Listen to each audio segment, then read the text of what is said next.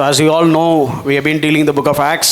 நாம் தொடர்ச்சியாக இந்த அப்போஸ்தலர் புத்தகத்தை தியானித்துக் கொண்டிருக்கிறோம். Few of may think that okay, you are telling me that we are dealing the book of Acts, but we have never seen you entered the book of Acts. ஒருவேளை நீங்க கொஞ்சம் சில நேரம் யோசிக்கலாம், ஒரு சிலர் அப்போஸ்தலர் புத்தகத்தை தியானிக்கிறோம்னு சொல்றீங்க, ஆனா கடைசியா அந்த புத்தகத்தை எங்க கண்ணில் நீங்க காமிக்கவே இல்லையான்னு. We have started there, we'll come there. அங்க இருந்தா நம்ம ஆரம்பிச்சோம், மறுபடியும் சீக்கிரம் அந்த இடத்துக்கு வந்து So சேருவோம். actually we are in the Peter's sermon, for your information. உங்களுடைய காரியத்தை மறுபடியும் நினைப்பூட்டுகிறோம். பேதுரு பண்ணின பிரசங்கத்துல இருந்து தான் நாம தியானத்தை தொடர ஆரம்பித்தோம். So we have started dealing the gospel. அதுல குறிப்பாக இந்த சுவிசேஷத்தை தியானித்துக் கொண்டிருக்கிறோம். Fivefold gospel. இது 5 சாராம்சம் கொண்ட சுவிசேஷம். And especially sinless life of Jesus Christ, that's what we are dealing now.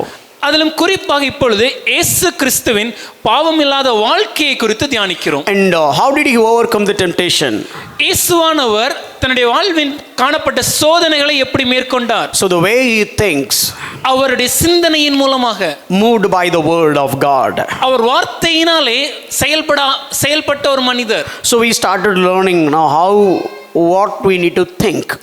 ஆகவே நாம் என்னென்ன காரியங்களை சிந்திக்க வேண்டும் என்பதை குறித்து தியானிக்க ஆரம்பித்தோம். So Philippians chapter 4 verse 8, there are 8 different things Paul wants us to think. பிலிப்பியர் 4ஆம் அதிகாரம் 8ஆம் வசனம் சொல்லும்போது 8 விதமான காரியங்களை குறித்து இவைகளையே சிந்தியுங்கள் என்று பவுலடிகளார் சொல்கிறார். So we dealt so many things.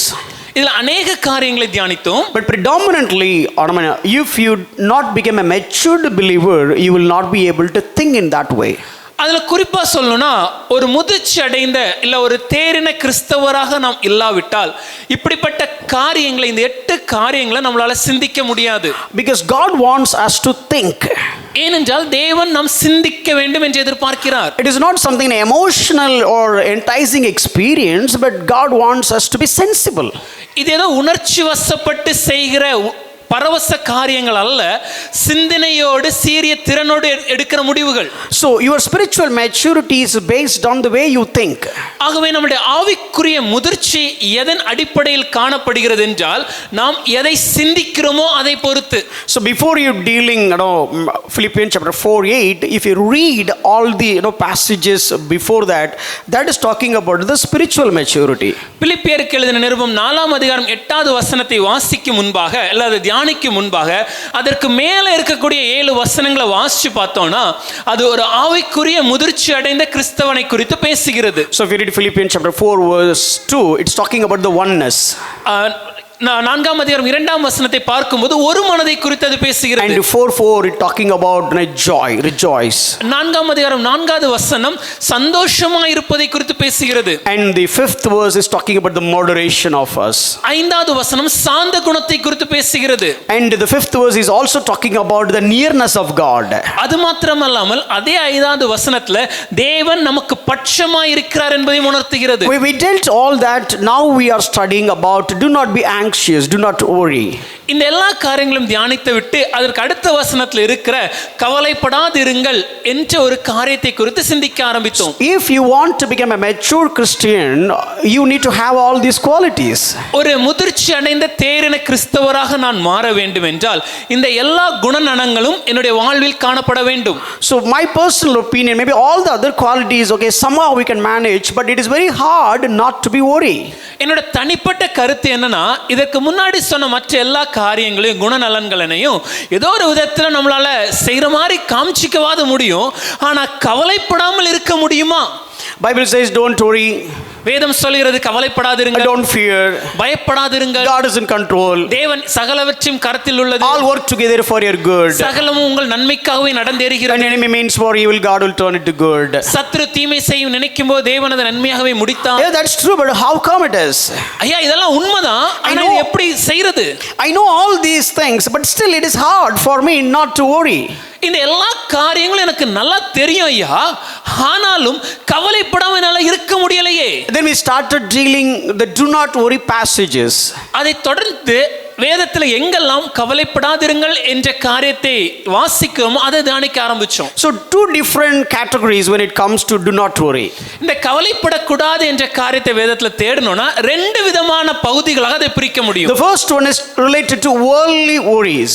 முதலாவது உலகத்துக்கு அடுத்த காரியங்களை குறித்த கவலை. What to eat, what to wear, and all those things. எதை உடுப்பது, எதை உண்பது, இப்படிப்பட்ட எல்லா காரியங்களும். And the other type of worries is basically talking about our spiritual thing, the persecutions and trials and so on.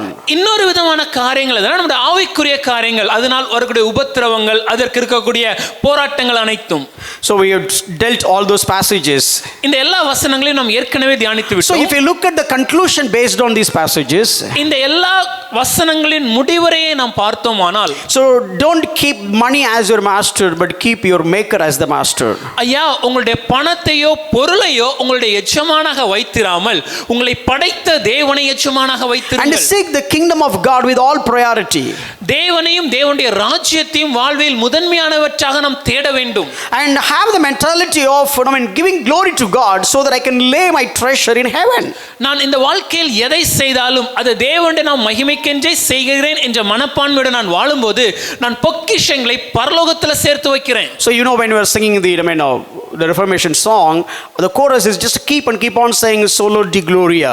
இன்று நாம் பாடின அந்த சீர்திருத்த பாடலை நீங்க கவனிச்சிருந்தீங்கன்னா அதனுடைய அனுப்பல்லவியில பார்த்தீங்கன்னா ஒவ்வொரு முறையும் அது கர்த்தருடைய மகிமைக்காகவே என்று பாடினோம். So do we have that sense?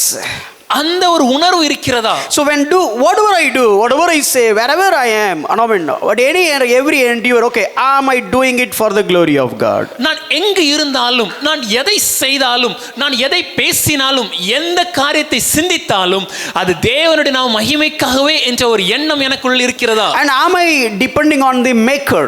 நான் என்னை படைத்தவரை சார்ந்திருக்கிறேனா? Not money. பணத்தை இல்லையா? Look at the nature. ஐயா, அந்த இயற்கையை பாருங்கள். Look at the ravens. காக்கையை கவனியுங்கள். Look at all the birds. எல்லா பறவைகளையும் கவனியுங்கள். They are not worrying. அவங்க கவலைப்படுறது இல்லையே. They are not worrying about inflation and so on. இந்த பணவீக்கம் இதெல்லாம் குறித்து அவங்களுக்கு ஒரு கவலை இல்ல. Because they trust on the maker. ஏனென்றால் அவர்களுடைய நம்பிக்கை படைத்த தேவனை குறித்தது. So live a life that relies on God. ஆகவே நம்ம வாழ்க்கை எப்படி இருக்கணும்னா என்ன படைத்தவரை சார்ந்திருக்கிறேங்கிற ஒரு எண்ணத்தோட இருக்கணும். Now Romans 8:32 says he has given his son, what else he cannot give. ரோமர் 8:32 சொல்லும்போது தன்னுடைய குமாரனே கொடுத்தவர் மற்ற எல்லாவற்றையும் நமக்கு அருளாதிருப்பது எப்படி? And Philippians 4:19 says my God will supply all my needs. பிலிப்பியர் 4:19 சொல்லும் என் தேவன் தம்முடைய ஐஸ்வரியத்திலிருந்து என்னுடைய எல்லா குறைவுகளையும் நிறைவாக்குவாங்க. If I believe these verses are true and truth, then my worry and anxiety is illogical. ஒருவேளை இந்த வசனத்தை எல்லாத்தையும் நான் உண்மைனும் சத்தியம் நம்புனேன்னா என்னுடைய எல்லா பயங்களும் எல்லா கவலைகளும் அதுக்கு அர்த்தமே இல்லாம போயிடும். So then we have studied one illustration from the Old Testament. இதை தொடர்ந்து பழைய ஏற்பாட்டில இருந்து ஒரு பகுதியை நம்ம தியானிக்க ஆரம்பித்தோம். I took only one verse. அதுல ஒரு வசனத்தை தான் தியானித்தோம். So many things we have studied. அநேக காரியங்களை கற்றுக்கொண்டோம். So now I will show the verse, you will tell me what all things we have studied. அந்த வசனத்தை மறுபடியும் நாங்க சொல்றோம், அதுல என்னெல்லாம் தியானித்தோங்கிறது நீங்க எங்களுக்கு சொல்ல போறீங்க. Which verse? எந்த வசனம்? Wow, super. எங்க போட்டானோ நினைச்சேன், போட்டு எடுத்துட்டானோ. அப்ப ஏதோ அங்க பார்த்து சொல்லிட்டு ஏதோ ஞாபகம் எக்ஸோடஸ் 16:4 கேட்டேன், எங்களுக்கு தெரியாது அப்படிங்கிற மாதிரி பார்த்து காப்பி அடிச்சிட்டு சரி ஓகே எக்ஸோடஸ் 16:4. யாத்ராகமம் 16ஆம் அதிகாரம் 4வது வசனம். And what all things we have studied? அதுல என்னென்ன காரியங்களை கற்றுக்கொண்டோம்? The first one, behold I am. முதலாவதாக நான் உங்களுக்கு. What did we study from that? அதுல இருந்து எதை கற்றுக்கொண்டோம்? Depend on God, not anyone else, not anything else. தேவனையே சார்ந்திருக்க வேண்டும், யாரையும் எதையும் நாம் சார்ந்திருக்க வேண்டியது. The next one is rain bread. இரண்டாவது வானத்திலிருந்து. What did we study? Not only that, rain bread, not fire. ஐயா, அப்போ வந்துச்சு, அக்கினி வரலையா? Basically according to my quality, based on my murmuring and all the lamenting, God should have sent rain of sulfur, but rather than rain of sulfur, God has sent the rain of bread. ஒருவேளை என்னுடைய தகுதியின்படியோ இல்ல என்னுடைய வாழ்வின்படியோ என்னுடைய முறுமுறுப்பின்படியோ தேவன் வானத்திலிருந்து அனுப்பி இருந்தார்னா அக்கினியை தான் அனுப்பிச்சிருக்கணும். ஆனா என்னுடைய தகுதியினால் அல்ல, அவருடைய கிருபையினாலே அப்பத்தை அருளினார். அக்கினி அனுப்புறதுக்கு பதிலா அப்பத்தை அனுப்புனாரு. ஆமென். And the third one is from heaven for you. மூன்றாவது வானத்திலிருந்து அது வந்தது. What does it mean? அதுக்கு அர்த்தம் என்ன? மண்ணை பார்க்காத விண்ணை பார். All the needs of every human being and every creature, it coming from the earth, but their need met from heaven. இந்த உலகத்தில் இருக்கிற எல்லா மனிதர்களும் எல்லா மிருக ஜீவன்களும் எல்லா பிராணிகளுக்கும் அவருடைய தேவைகள் இந்த மண்ணிலிருந்து இந்த உலகத்திலிருந்து அவளுக்கு கிடைக்குது. ஆனால் அந்நாட்கள் இஸ்ரவேல் ஜனங்களுடைய தேவை விண்ணிலிருந்து வானத்திலிருந்து அவர்களுக்கு கிடைக்க பெற்றது. All, every creature or every human being, they have got their food from the earth, whereas only one group of people, they have got their food for a certain season from heaven, and after that none received, even before no one has received. ஒருவேளை நம்ம யோசிச்சு பார்த்தோம்னா இந்த உலகத்தில் இருக்கிற எல்லா மனிதர்களும் இன்னும் எல்லா மிருக ஜீவன்களும் கூட தங்களுடைய உணவை இந்த உலகத்திலிருந்து இந்த மண்ணிலிருந்து தான் கிடைக்க பெற்றிருந்தாங்க. ஆனால் ஒரே ஒரு கூட்ட ஜனங்கள் மாத்திரம் ஒரு சிறிய காலகட்டத்திற்கு மாத்திரம் தங்களுக்கு தேவையான உணவை வானத்திலிருந்து பெற்றுக்கொண்டார்கள். அவர்களுக்கு பின்பும் இது நடக்கல, அவர்களுக்கு முன்பும் இப்படி ஒரு காரியம் நடந்ததில்லை. And what is the next one we have studied? The people shall go out and gather means what? அதுக்கடுத்து means, okay, God can put all around the tent, but God cannot put it in your mouth. கூடாரத்தை சுற்றி எல்லா பக்கம் போட முடியும், நாங்கள் வாயில் கொண்டு வந்து வைக்க முடியாது. Means God's sovereignty and human responsibility. When we look at this, இதில் நம்ம என்ன காரியத்தை கற்றுக்கொண்டோம்னா, தேவன் ஏக சக்கராதிபதியாக இருக்கிறார், அதே போல மனிதனாகிய நமக்கும் ஒரு கடமை உண்டு. Then we have learned one more thing. Every blessing is bundled with a test. ஒவ்வொரு ஆசீர்வாதத்திற்கு உள்ளேயும் ஒரு சோதனையான பரீட்சை உண்டு. Here God is feeding them. தேவன் அவர்களை போஷிக்கிறார், miraculously feeding them. ஒரு அற்புதமான போஷிப்பு. But that blessing is packed with the test as well. ஆனா அந்த அற்புதமான போஜனத்திற்கு உள்ளே ஒரு சோதனையும் பரீட்சையும் இருந்தது. சாப்பாடையும் கொடுத்துட்டு எனக்கு கீழ்ப்படிறாங்களா இல்லையாங்கிறத அந்த சாப்பாடை வச்சு check பண்ணுவேங்கிறாரு. God gave them the food, and through the food God is testing them whether they are obedient to me or not. And one more verse I quoted. இன்னொரு வசனத்தை உங்களுக்கு காண்பித்துக் The same chapter, Exodus 16 verse 7. அதே அதிகாரம் யாத்திராகமம் 16ஆம் அதிகாரம் 7வது வசனம். They have got their need. தங்களுடைய தேவை அவங்களுக்கு கிடைக்க பெற்றது. But Moses described that providence as the glory of God. ஆனா மோசே இந்த காரியங்களை குறித்து விவரிக்கும் போது அது தேவை கிடைச்சிச்சுன்னு சொல்லல, தேவனுடைய மகிமையை கண்டோம் என்கிறார். Moses didn't say that you got your food. ஐயா உங்க தேவையான சாப்பாடு கிடைச்சிச்சுன்னு மோசே சொல்லல. Moses didn't say that see your food. உங்கள் சாப்பாட்டை காண்பீர்கள்னு சொல்லல. But Moses said you shall see the glory of God. நீங்கள் கர்த்தருடைய மகிமையை காண்பீர்கள் என்று மோசே சொல்றார். So every time how do I see the glory of God? ஒவ்வொரு நாளும் நான் எப்படி தேவனுடைய மகிமையை காண்பது? I am alive to do the will of God. That through that I can see the glory of God. நான் இன்று உயிரோடு இருக்கிறேன் தேவனுடைய மகிமைக்காக, தேவனுடைய சித்தத்தை செய்வதற்காக. அதன் மூலம் தேவனுடைய மகிமையை காண்கிறேன். When Moses wanted to see the glory of God, God didn't send any white, maybe the cloud or the fire, nothing as he did, but he said you will see my goodness. மோசே தேவனிடத்தில் உம்முடைய மகிமை உம்மை காண வேண்டும், உம்முடைய மகிமை காண வேண்டும் சொல்லும்போது தேவன் ஒரு வெண்மேகத்தையோ இல்லை ஒரு அக்கினியெல்லாம் இறக்கல, தன்னுடைய குணநலன்களை தன்னுடைய நன்மைகளை அவனுக்கு முன்பாக கடந்து போக செய்கிறார். So from that one verse or from the two verses we have read, we have studied all these lessons. அந்த ரெண்டு வசனத்திலிருந்து இந்த எல்லா பாடங்களையும் நாம் கற்றுக்கொண்டோம். When you depend on God, கர்த்தரை சார்ந்திருக்க வேண்டும். Oh, God has given, graciously given us the bread. தேவன் கிருபையாய் அந்த அப்பத்தை நமக்கு அருளினார். And the bread from heaven. அது வானத்திலிருந்து இறங்கின அப்பம். And we have got the bread from heaven, that is Jesus Christ, you know that. அதேபோல ஜீவனுள்ள அப்பமாகிய இயேசுவானவரை நாம் விண்ணிலிருந்து பெற்றுக்கொண்டோம். They got that bread for their survival and life, but we have got this bread for our eternal life. அந்த இஸ்ரவேல் ஜனங்களுக்கு தன்னுடைய வாழ்நாள்ல உயிரோடு இருப்பதற்கு அந்த அப்பம் கிடைத்தது. ஆனா நமக்கு நித்திய ஜீவனுக்கு உண்டாகும்படி ஜீவ அப்பமாகிய இயேசுவானவர் வந்தார். And we studied about God's provision and man's action. அதேபோல தேவன் எப்படி கொடுக்கிறார் என்பதையும் மனிதனுக்கு அதனுள் இருக்கிற கடமையும் கற்றுக்கொண்டோம். And God is testing them whether they are obeying or not through the blessings. தேவன் கொடுக்கிற இந்த ஆசீர்வாதத்தின் மூலமாகவே தேவன் அவர்களை பரீட்சிக்கவும் செய்தார். And the other one is God showing his glory through all the provisions.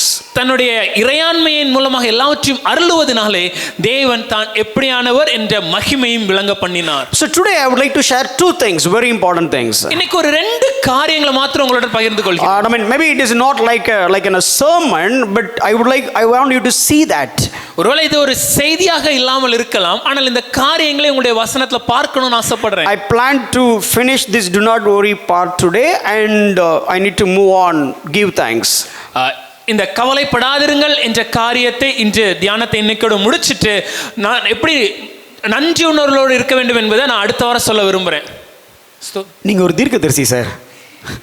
நான் கூட அப்படி சொல்லிட்டு கண்டிப்பாக அது அடுத்த வாரம் தான் ஸ்டார்ட் பண்ணணும்னு நினைக்கிறேன் அப்படின்னு நினச்சேன். Of course will not be able to do that, will do that next week.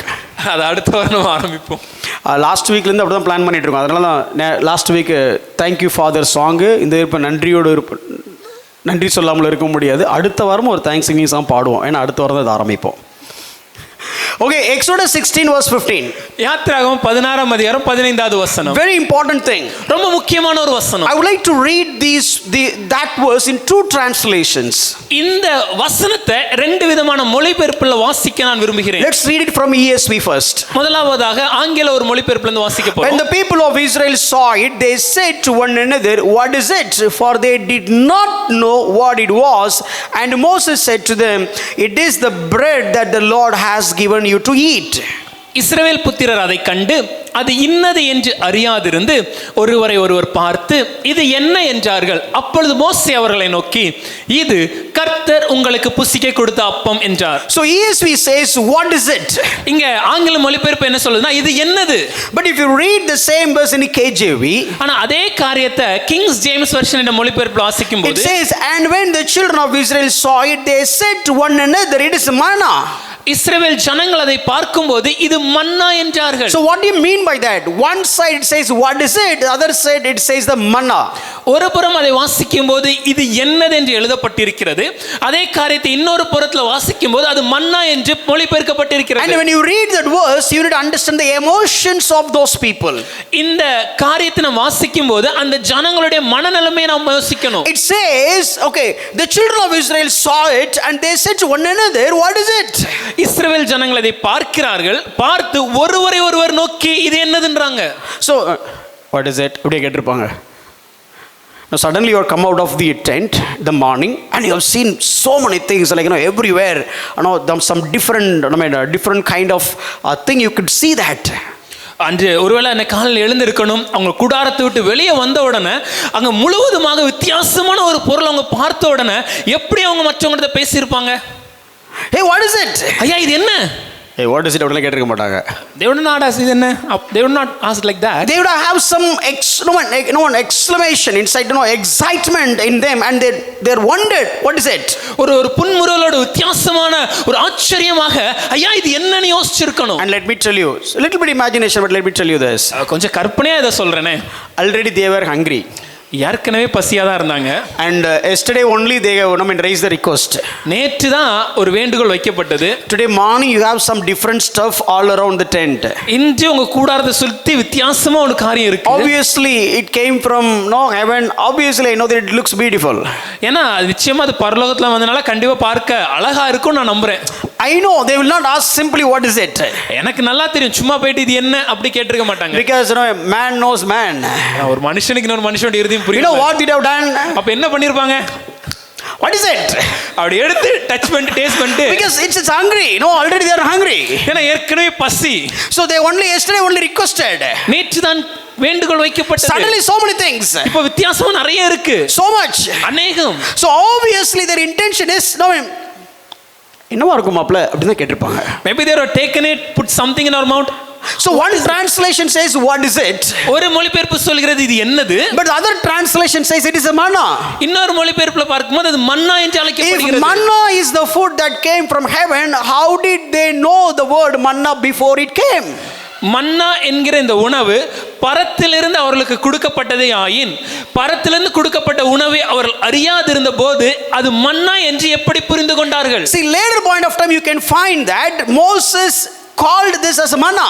பின்பு நம்ம வாசிக்கும் போது மோசே இதை மன்னா என்று அழைக்கிறார். But my point is, where did they get the word manna? ஆனால் அந்த மன்னா என்கிற வார்த்தை அவர்களுக்கு எப்படி தெரிந்தது? Why did they see that stuff and immediately called it as manna?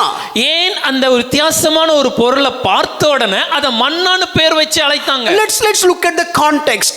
கொஞ்சம் அந்த பின்னணியை யோசிப்போமே. In that area, their region. அவர்கள் வாழ்ந்த அந்த அந்த இடத்துல பார்க்கும்போது See, there was a tree that is a tamarisk tree.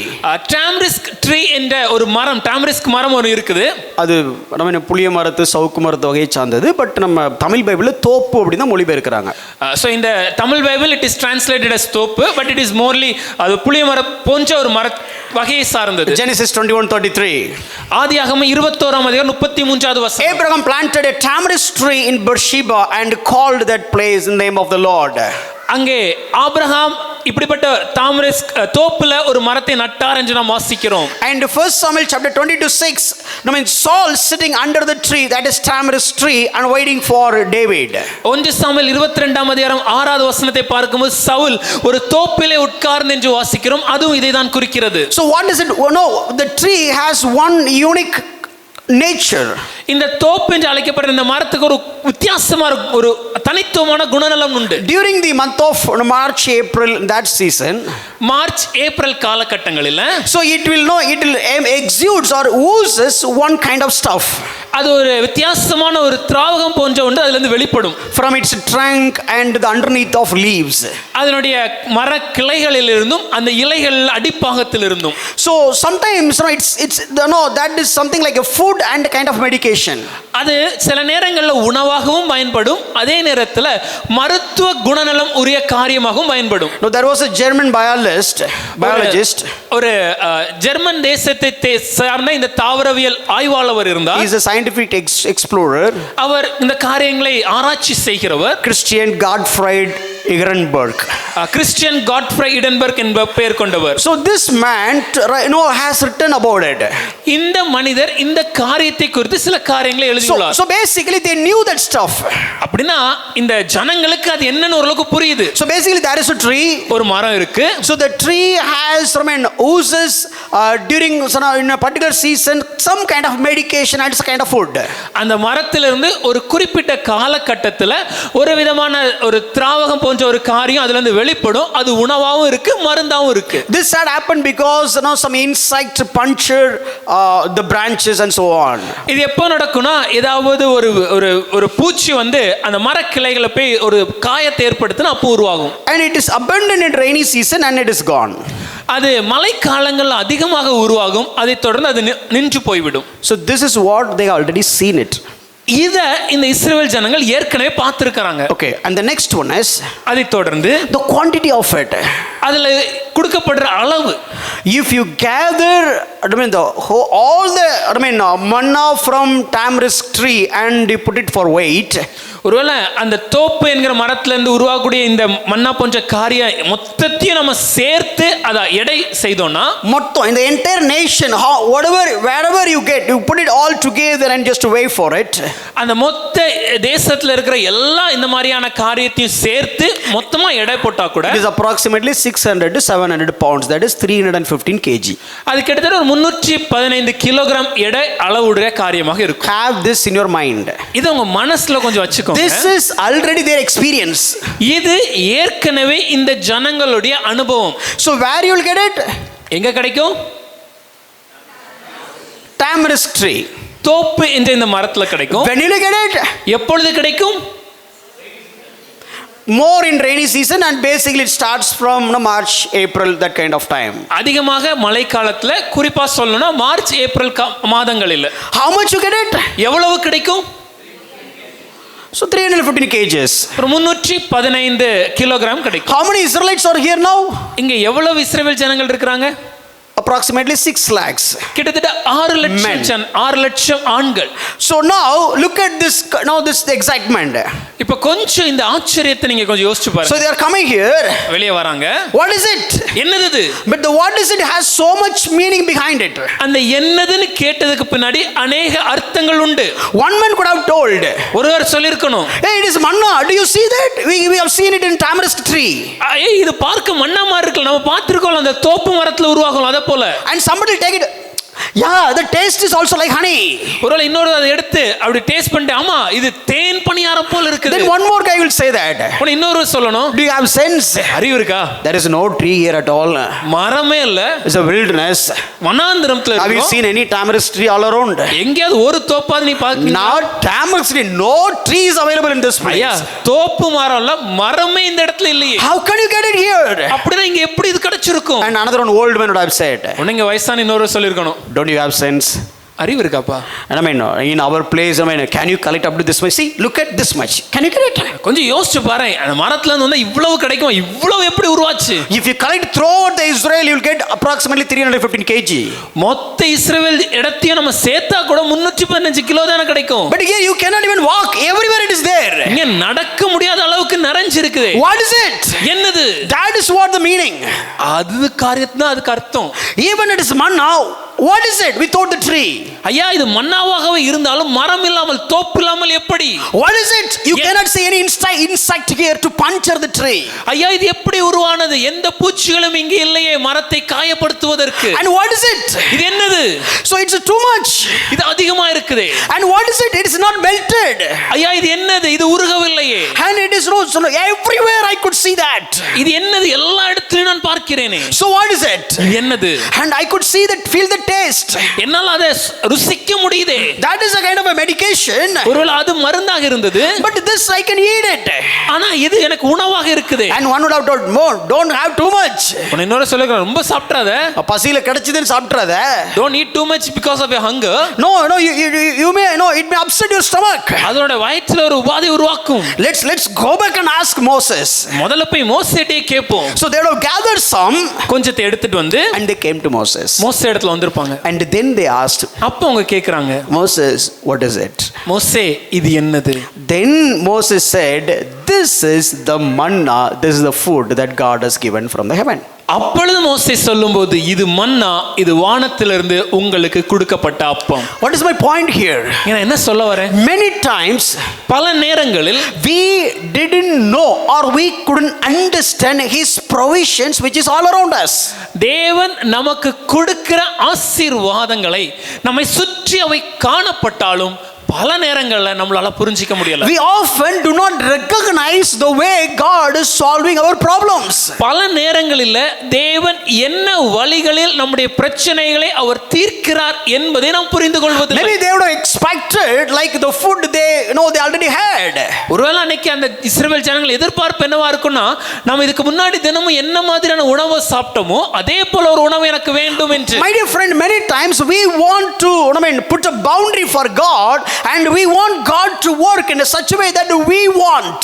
எனக்கு அன்பான நண்பர்களே, பல நேரங்களில் நாம் தேவனுக்கும் ஒரு எல்லைக்கோடை வகுத்து இந்த எல்லைக்கோட்டின் வழியாக தான் இந்த விதத்திலே தான் தேவன் செயல்பட வேண்டும் என்று எதிர்பார்க்கிறோம். And you have written your own resolution.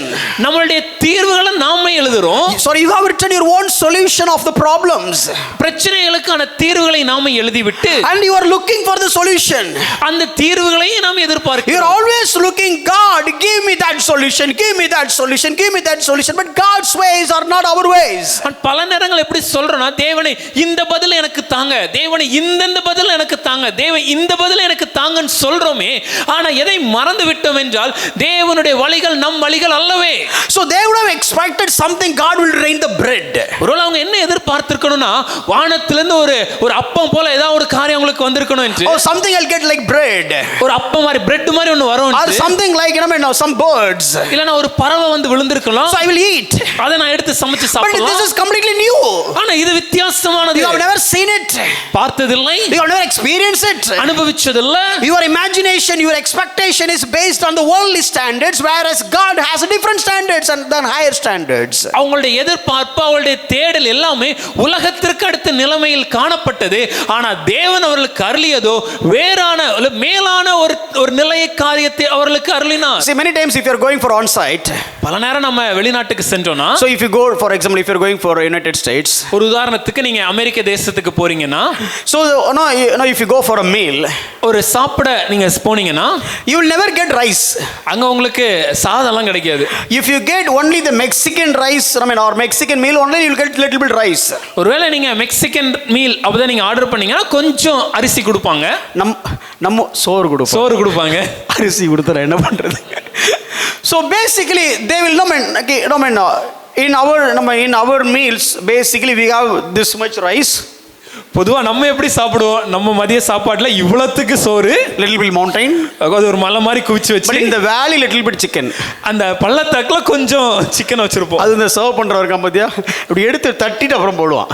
And even when they serve it they'll put it like this and so that only little falls down. But if you go there, ஆனா அந்த தேசத்துக்கு போனீங்கன்னா it is complete opposite. அப்படியே மாறுதலாக இருக்கும். You will have no big chicken piece, ஒரு பெரிய chicken piece and little bit rice, கொஞ்சோண்டு சாதம். நம்ம மத்திய பிரதேசத்துக்கு பத்தாது அது. But that is not enough for our tummy. We want more rice. நமக்கு இன்னும் அதிகமா அரிசி சோறு வேணுமே. One pastor told this. ஒரு போதகர் இப்படி சொன்னார். He went to study theology in a seminary in abroad.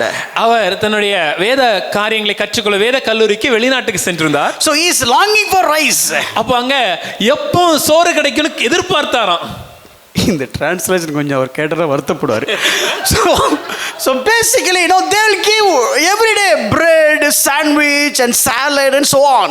பொதுவா அந்த நாட்டுல என்ன கொடுப்பாங்கன்னா தினமும் பிரெட் இருக்கும், சாண்ட்விச் இருக்கும், அதே போல சிக்கன் இருக்கும், சாலட் இருக்கும், இதெல்லாம் தான் கிடைக்கும். He said for once in a week in our hostel they will put the Mexican rice with the chicken.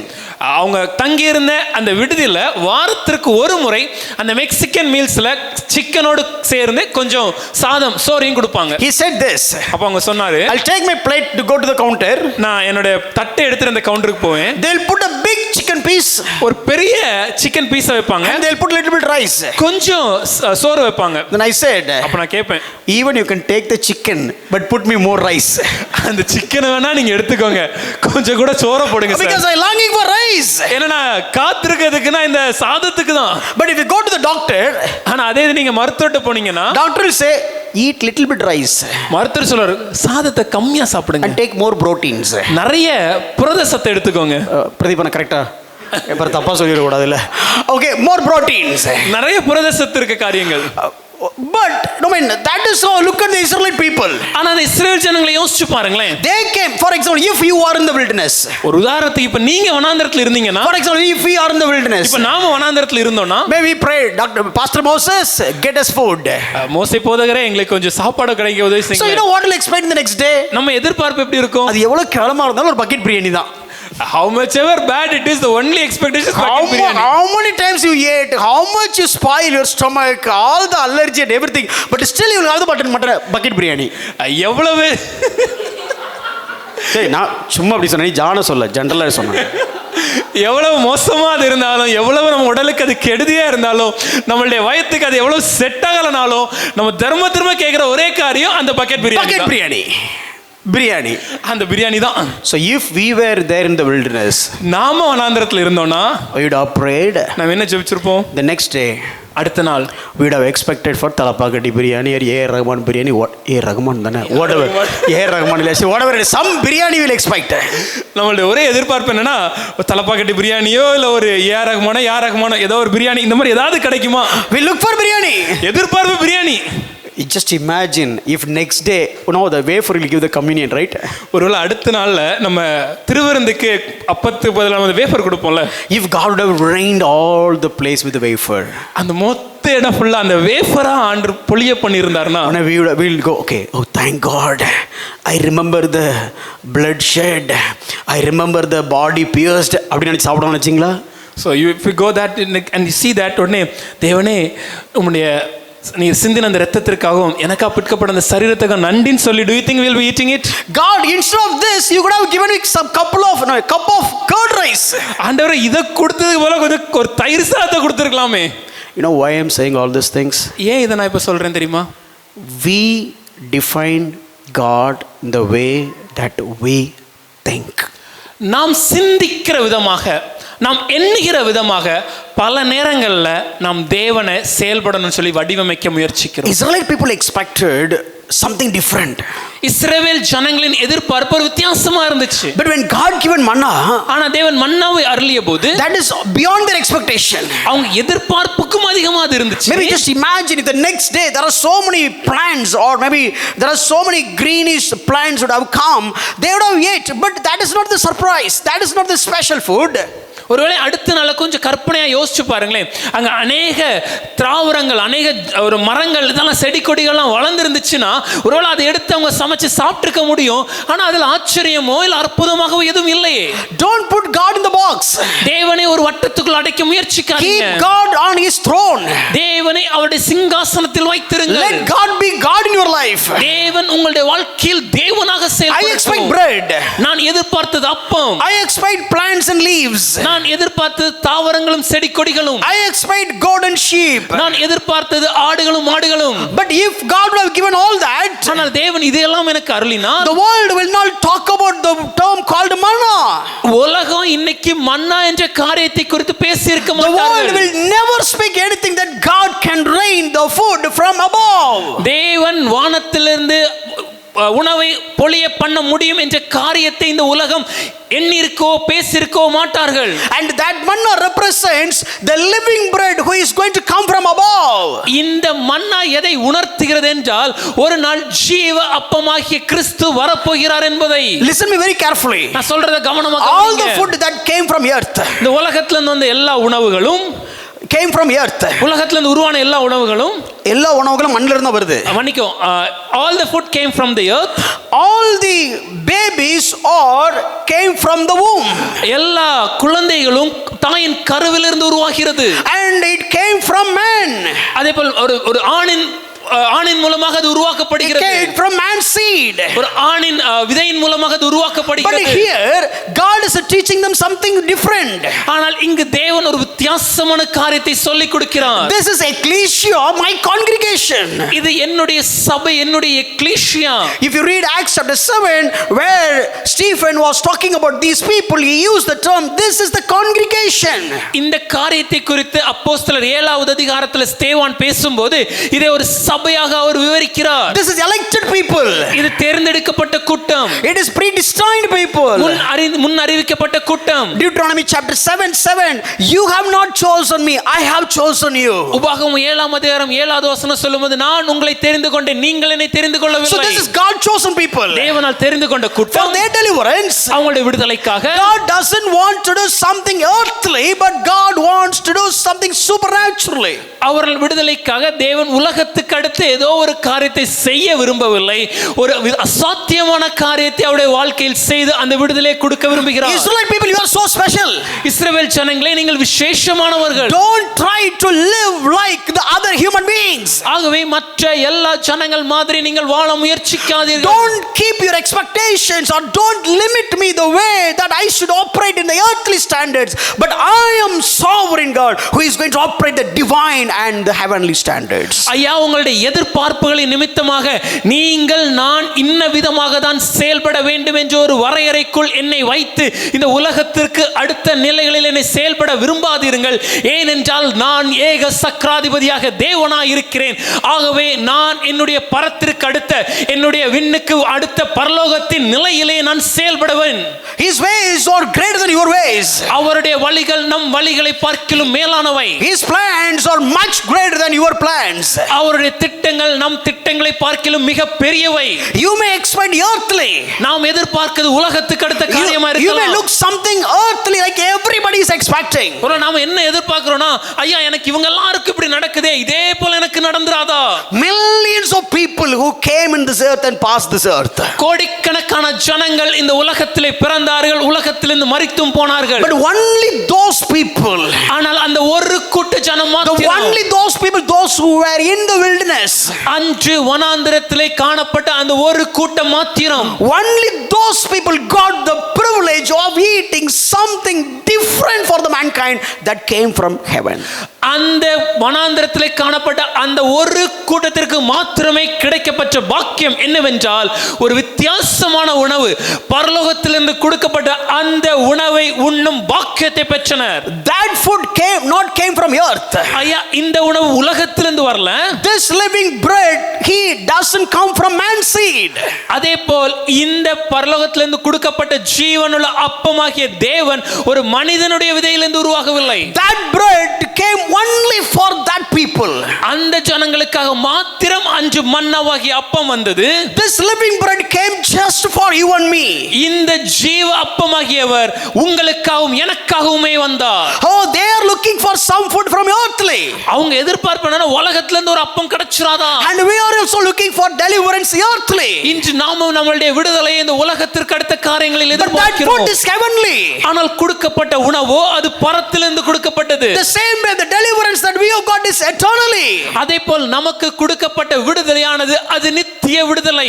They wanted to eat like any other earthly people. அந்த அவங்க எதிர்பார்ப்பு என்னன்னா எல்லாரும் சாப்பிடுறபடி நான் சாப்பிடணும். Today the church is also expecting miracles and wonders and deliverance like any other people. அதேபோல் இன்று பல நேரத்துல சபை என்ன எதிர்பார்க்குதுன்னா ஏதோ ஒரு அற்புதம், ஏதோ ஒரு வித்தியாசமான காரியம், ஒரு விடுதலை உலகத்துல இருக்கிறவங்களுக்கு நடக்கிறது மாதிரி எனக்கு நடந்துராதான்னு. But God is sovereign God. ஆனால் தேவன் ஏக சக்கராதிபதி. We wanted to put God down and to operate as like any other human beings. பல நேரத்தில் நாம் தேவனை தாழ இறக்கி எப்படி ஜனங்கள் செயல்படுறாங்களோ அதே போல தேவனை நீங்க செயல்படுங்கன்னு சொல்ல விரும்புறோம். The problem of the Christian world is இன்னைக்கு கிறிஸ்தவ உலகத்தில் இருக்கக்கூடிய பிரச்சனை என்னவென்றால் we really don't know about God. தேவன் யார் என்பதை நாம் முழுமையாக அறியவில்லை. Or let me put it this way. இப்படி சொல்றேனே, Many times we don't know about God, but really we don't know God. பல நேரங்கள் நாம் என்ன நினைக்கிறோம்னா நான் தேவனை பற்றி அறிந்திருக்கிறேன் என்று, ஆனால் உண்மை என்னவென்றால் நாம் தேவனை அறியவில்லை. You know about God, நான் தேவனை பற்றி அறிந்திருக்கிறேன், but do you know God? ஆனால் தேவனை அறிந்திருக்கிறேன். That is my point. அதுதான் என் கேள்வி. Here Moses didn't get surprised. இங்க மோசேக்கு இத பார்த்த உடனே ஆச்சரியமா இல்ல. Moses didn't go and ask God, God, what is this? மோசே உடனே போய் தேவனே தேவனே இது என்னன்னு கேட்கல.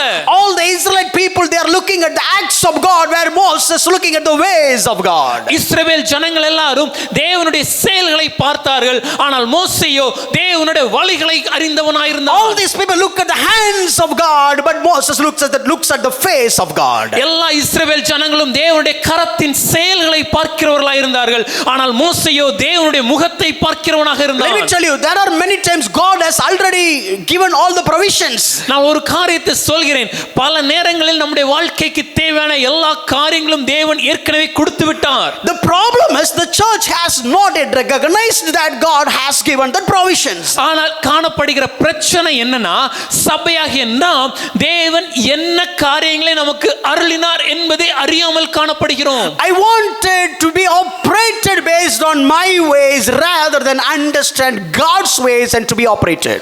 பல நேரங்கள்ல என்னுடைய வழிகளின்படியே காரியங்கள் செய்ய வேண்டும் என்று எதிர்பார்க்கிறோம், ஆனால் தேவனுடைய வழிகள் என்னதென்றும் அது எப்படி செயல்படுகிறது என்றும் நாம் புரிந்து கொள்ளாமல் விருப்பம் இல்லாமல் இருக்கிறோம். This Jewish people has never changed. இந்த யூத ஜனங்கள் மாறவே இல்லை. Even when Messiah comes, Messiah வந்தபோதும் their expectation is different. அவங்க எதிர்பார்ப்பு வேற மாதிரி தான். They didn't treat Jesus as the Messiah. அவங்க இயேசுவை மேசியானே பார்க்கலையே. Because Messiah has not fulfilled all the definitions that they had as the Messiah. அன்று அவர்கள் மேசியா என்ன விதமாய் இருக்க வேண்டும், எப்படி இருக்க வேண்டும் என்று எதிர்பார்த்த காரியத்தை இயேசுவானவர் நிறைவேற்றி முடிக்கவில்லைன்னு அவங்க நினைச்சாங்க. See, for example, they don't believe Isaiah chapter 53. இந்த யூத ஜனங்கள் ஏசாயா 53 அதிகாரத்தை நம்ப மாட்டாங்க. Because their point is, ஏன்னா அவங்க என்ன நினைக்கிறாங்கன்னா, how come a man become a king and the servant? எப்படி ஒரு மனிதன் ராஜாவாகவும் வேலைக்காரனாக இருக்க முடியும்? I am expecting my Messiah as the king. ஏன் மேசியா எப்படி இருக்கணும்னா அவர் ராஜாவா He இருக்கணும். has to come and dethrone all the Roman government and sit on the throne of David. அவர் ராஜாவாக வந்து இந்த ரோம அரசாங்கத்தை கவிழ்த்து தாவீதின் சிங்காசனத்தில் அமர வேண்டும். But when Jesus came as the carpenter, ஆனா இயேசு ஒரு தச்சனாக வந்தபோது, when Jesus came as a humble man, இயேசு ஒரு தாழ்மையுடையவராக when வந்தபோது, Jesus came as a teacher. இயேசு ஒரு போதகராக வந்தபோது When Jesus came among them, அவர்கள் மத்தியிலே ஒருவராக இயேசு oh, வந்தபோது I know who is this Jesus. எனக்கு தெரியும்பா இந்த இயேசு Oh, he's யாருன்னு. a carpenter. அவர் தச்சன் தானே. Oh, Mary's son. அவர் மரியாளின் We குமாரன் know தானே. his brothers and sisters. அவருடைய சகோதரன் நமக்குள்ள தானே இருக்கிறாங்க. Come on, leave it. அவரை விட்டுருங்க. Many times, பல நேரம் when God given the provisions all around us, நம்மை சுற்றி தேவன் நமக்கு ஆசீர்வாதங்களை அருளும்போது we also treat in that way. நாமும் இப்படிதான் செயல்படுறோங்க. No, we know, for example, if God says, okay, do not worry. ஒரு உதாரணத்தை சொல்றேன். தேவன் கவலைப்படாதீர்கள் என்று சொன்னார். I know. எனக்கு தெரியுமே. If the problem comes to you, then let me see. உங்களுக்கு அந்த பிரச்சனை வந்தா தெரியும் சார் நீங்க எப்படி இருப்பீங்கன்னு. Brother, whether the problem has to come to me or not, that is the point. That is not the point. அந்த பிரச்சனை எனக்கு வருதா இல்லையாங்கிறது இங்க முக்கியம் இல்ல. The provision for your deliverance is like this manna at your doorstep.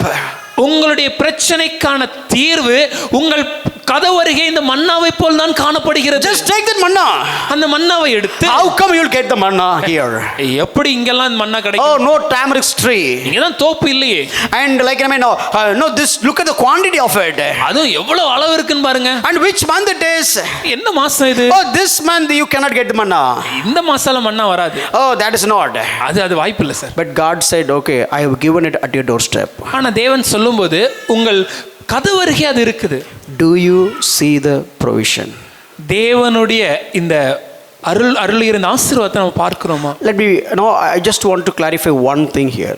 ஒரே ஒரு காரியத்தை நான் தெளிவுபடுத்த விரும்புகிறேன். Did Jesus finish all the work in the cross? இயேசு சிலுவையில் எல்லா வேலையும் செய்து முடித்து விட்டாரா? Yes or kind of? Yes, right? ஆமா நிச்சயமா சொல்ல முடியுமா? அத சொல்லிட்டோம்ல அப்படிங்கறாங்க. சரி, ஓகே. Yes. ஆமா நிச்சயமாக. So which means whatever I am going through, அப்படினா நான் என்ன கடினமான பாதை whatever the challenges, எந்த சவாலா இருந்தாலும் the result is already done.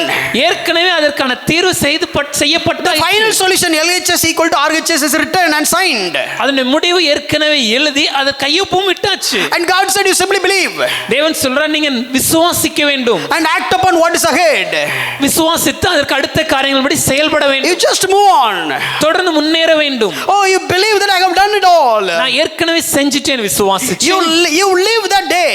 இந்நாளில் நாம் வாழ வேண்டும். And whatever God has given the next day, you just do it. அடுத்த நாள்ல தேவன் எதை கொடுக்கிறாரோ அந்த காரியத்தை செய்யணும். But we expect, give me the bread. ஆனா நம்ம எதிர்பார்ப்பு என்னன்னா தேவனே எனக்கு அப்பத்தை கொடுங்கள். But God said, ஆனா தேவன் சொல்லும்போது even Philistine can give you bread. பெலிஸ்தியரால கூட உங்களுக்கு அப்பம் கொடுக்க முடியும். Even Ammonites can give bread. அம்மோனியர்களால கூட உங்களுக்கு அப்பத்தை கொடுக்க முடியும். Let me tell you, ஆனா நான் ஒரு காரியம் சொல்றேன். nobody is in the world can give you manna. Only I can give you manna. You are a privileged person to eat that manna in the entire world. இந்த உலகத்திலேயே யாராலையுமே மன்னாவை உங்களுக்கு கொடுக்க முடியாது. என்னால் மாத்திரம் அந்த மன்னாவை உங்களுக்கு அருள முடியும். நீங்கள் பாக்கியமுள்ள ஜனங்கள், ஏனென்றால் நான் அந்த மன்னாவை உங்களுக்கு உண்ண அருளினேன். There are so many truth in that passage. இந்த பகுதியில் அநேக சத்தியங்கள் அடங்கி இருக்கிறது. At what time manna will come? மன்னா யூசுவலா எப்போ வரும்? சத்தமா சொல்லுங்க, எப்போ வரும்? Why? ஏன் ஒரு சாயந்தரமா வந்திருக்கலாம், ஒரு வாக்கிங் போய்ட்டு அப்படியே அழிட்டு வந்திருக்கலாம். Why not in the evening as we go for a walk? பனி தான் ப்ராப்ளம். அப்போ சம்மர் டைமில் why manna came in the morning?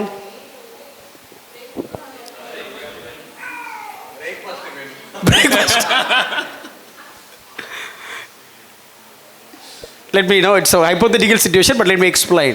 கொஞ்சம் கற்பனை தான், நான் உங்களுக்கு புரியறதுக்கு சொல்றேன். முந்தின நாள் வரைக்கும் 10 மணி வரைக்கும் கொரட்டோட தூங்கியிருப்பான். You would have slept till 10 o'clock on the previous day. வீட்டை மதிச்சிருக்கோம், சோத்துக்கு ஏதாவது வழி பாரு அப்படின்னு. And the wife would have waked him up, do something to get some food. What? Go and ask your அண்ணா. போய் உங்க அண்ணாட்ட கேளுப்பா. Or go and ask the pastor. இல்ல Moses. இல்ல மோசேட்ட கேளுங்க. And go and ask the assistant pastor. இல்ல துணை போதட்ட போய் கேளுங்க. Even if I get a 5 o'clock, what will happen? நான் 5 மணிக்கு எஞ்சா மட்டும் என்ன ஆக போகுது? And nowhere, everybody's cattle is gone. எல்லாருடைய பொருட்கள், எல்லாருடைய கால்நடைகளும் முடிஞ்சிடுச்சு. Now only God has to give. இப்போ தேவன் தான் ஏதாவது கொடுக்கணும். Okay, let me sleep. அதனால நல்லா தூங்குறேன். But the next day, ஆனா அடுத்த நாள், hope where I am coming to. இப்போ நான் எங்க வரேன்னு உங்களுக்கு புரிஞ்சிருக்கும். God said, தேவன் சொன்னார், manna will come in the morning. அந்த மன்னா அதிகாலையில கிடைக்கும். Now what will you do next day? இப்போ நீங்க என்ன பண்ணுவீங்க அடுத்த நாள்? நைட்டே வெளியே உட்கார்ந்திருப்பான். பவரை போட்டுட்டு உட்காந்துருப்பான். ஏன்னா காலையில் எல்லாம் right போயிட்டானோ. Maybe you'll go early in the previous day itself with a blanket and sitting outside because you do not want to miss something which other people take. Why we read in the Bible in the morning? ஏன் காலை அதிகாலையின் வேதத்துல படிக்கிறோம்? Bible எங்க brother எழுதி இருக்கு? Do you know where it is written in the Bible? But we'll call it as a daily manna. ஆனா நம்ம என்ன சொல்லுவோம்? தினம் அனுதின மன்னா. இதை விட்டுலாம். Basically God wants them to get up in the morning and go and work. என்ன தேவன் சொல்கிறார்னா காலையில எழுந்து நேரத்தோடு சென்று வேலை செய்யணும்னு. So God is training them some culture. ஆகவே தேவன் அங்க ஒரு கலாச்சாரத்தை அவர்களுக்கு பயிற்சி வைக்கிறார். Get up in the morning. காலையில் எழுந்தவனும் work. வேலை செய்யணும். Go ahead and work. வேலை செய்ய வேண்டும். These are the small lessons God is teaching. சின்ன சின்ன பாடங்களை தேவன் இங்க பயிற்சி வைக்கிறார். If you want me to do that, I mean if you plan to do the series of teaching, we can learn so many lessons. ஒருவேளை இதில இருந்து ஒரு தொடர் பிரசங்கத்தை செய்தோம்னா अनेक காரியங்கள் இதில இருந்து நாம் கற்றுக்கொள்ள முடியும். But let me come back to the track. ஆனா மறுபடியும் நான் இன்னைக்கு என்ன தியான பகுதி. So here God what is trying to say is தேவன் என்ன சொல்ல வருகிறார்னா I am working in extraordinary way. நான் ஒரு அசாத்தியமான விதத்துல வேலை செய்கிறேன். So you just get up. ஆகவே நீ எழுந்து live your life on that day. அந்நாட்களுக்குரிய காரியங்களை செய்ய வேண்டும். This is not a weekly supply. இது வாரத்திற்கான காரியம் அல்ல. This is a daily supply. ஒவ்வொரு நாளும் கொடுக்கப்படுகிற உணவு. So get up in the morning. காலையில் எழுந்து live the life on that day. அந்நாட்களில் என்ன செய்யணுமோ அதை செய்யணும். What I put in front of you. உங்களுக்கு முன்னாடி என்ன வைக்கிறேன்? So God, I don't know the solution of that problem. தேவனே இந்த பிரச்சனைக்கான முழு தீர்வு எனக்கு தெரியல. I am working on it. நான் அதை செய்கிறேன். We were singing the song. நாம் பாடணும்ல. Whether you see it or not. நீங்கள் பார்த்தாலும் சரி. He is working. பார்க்காவிட்டாலும் I don't see it. நான் பார்க்கிறேன். I don't feel it. எனக்கு உணர்வு இல்லை. I don't recognize it. என்னால புரிஞ்சிக்க முடியல. But still ஆனாலும் God is working beyond the scenes. தேவன் திரைக்கு மறைவாக வேலை செய்து கொண்டே இருக்கிறார். I don't need to see he is working physically. தேவன் என்ன செய்றார்னு எல்லாமே எனக்கு தெரியணும்னு அவசியம் இல்ல. I don't need to come in the midnight and look at the heaven whether the manna has come or not. உன் வெளியே வந்து அந்த கூடாரத்துக்கு வெளியே வந்து வானத்துல இருந்து மன்னா வந்துடுச்சா இல்லையா நான் தேடணும் அவசியம் இல்ல. How come manna will come from heaven, brother? எப்படி மன்னா வானத்துல இருந்து வரும் brother? Moses, did you see that before? மோசே இதுக்கு முன்னாடி இத பார்த்திருக்கீங்களா? Oh, Noah, did you see the rain before?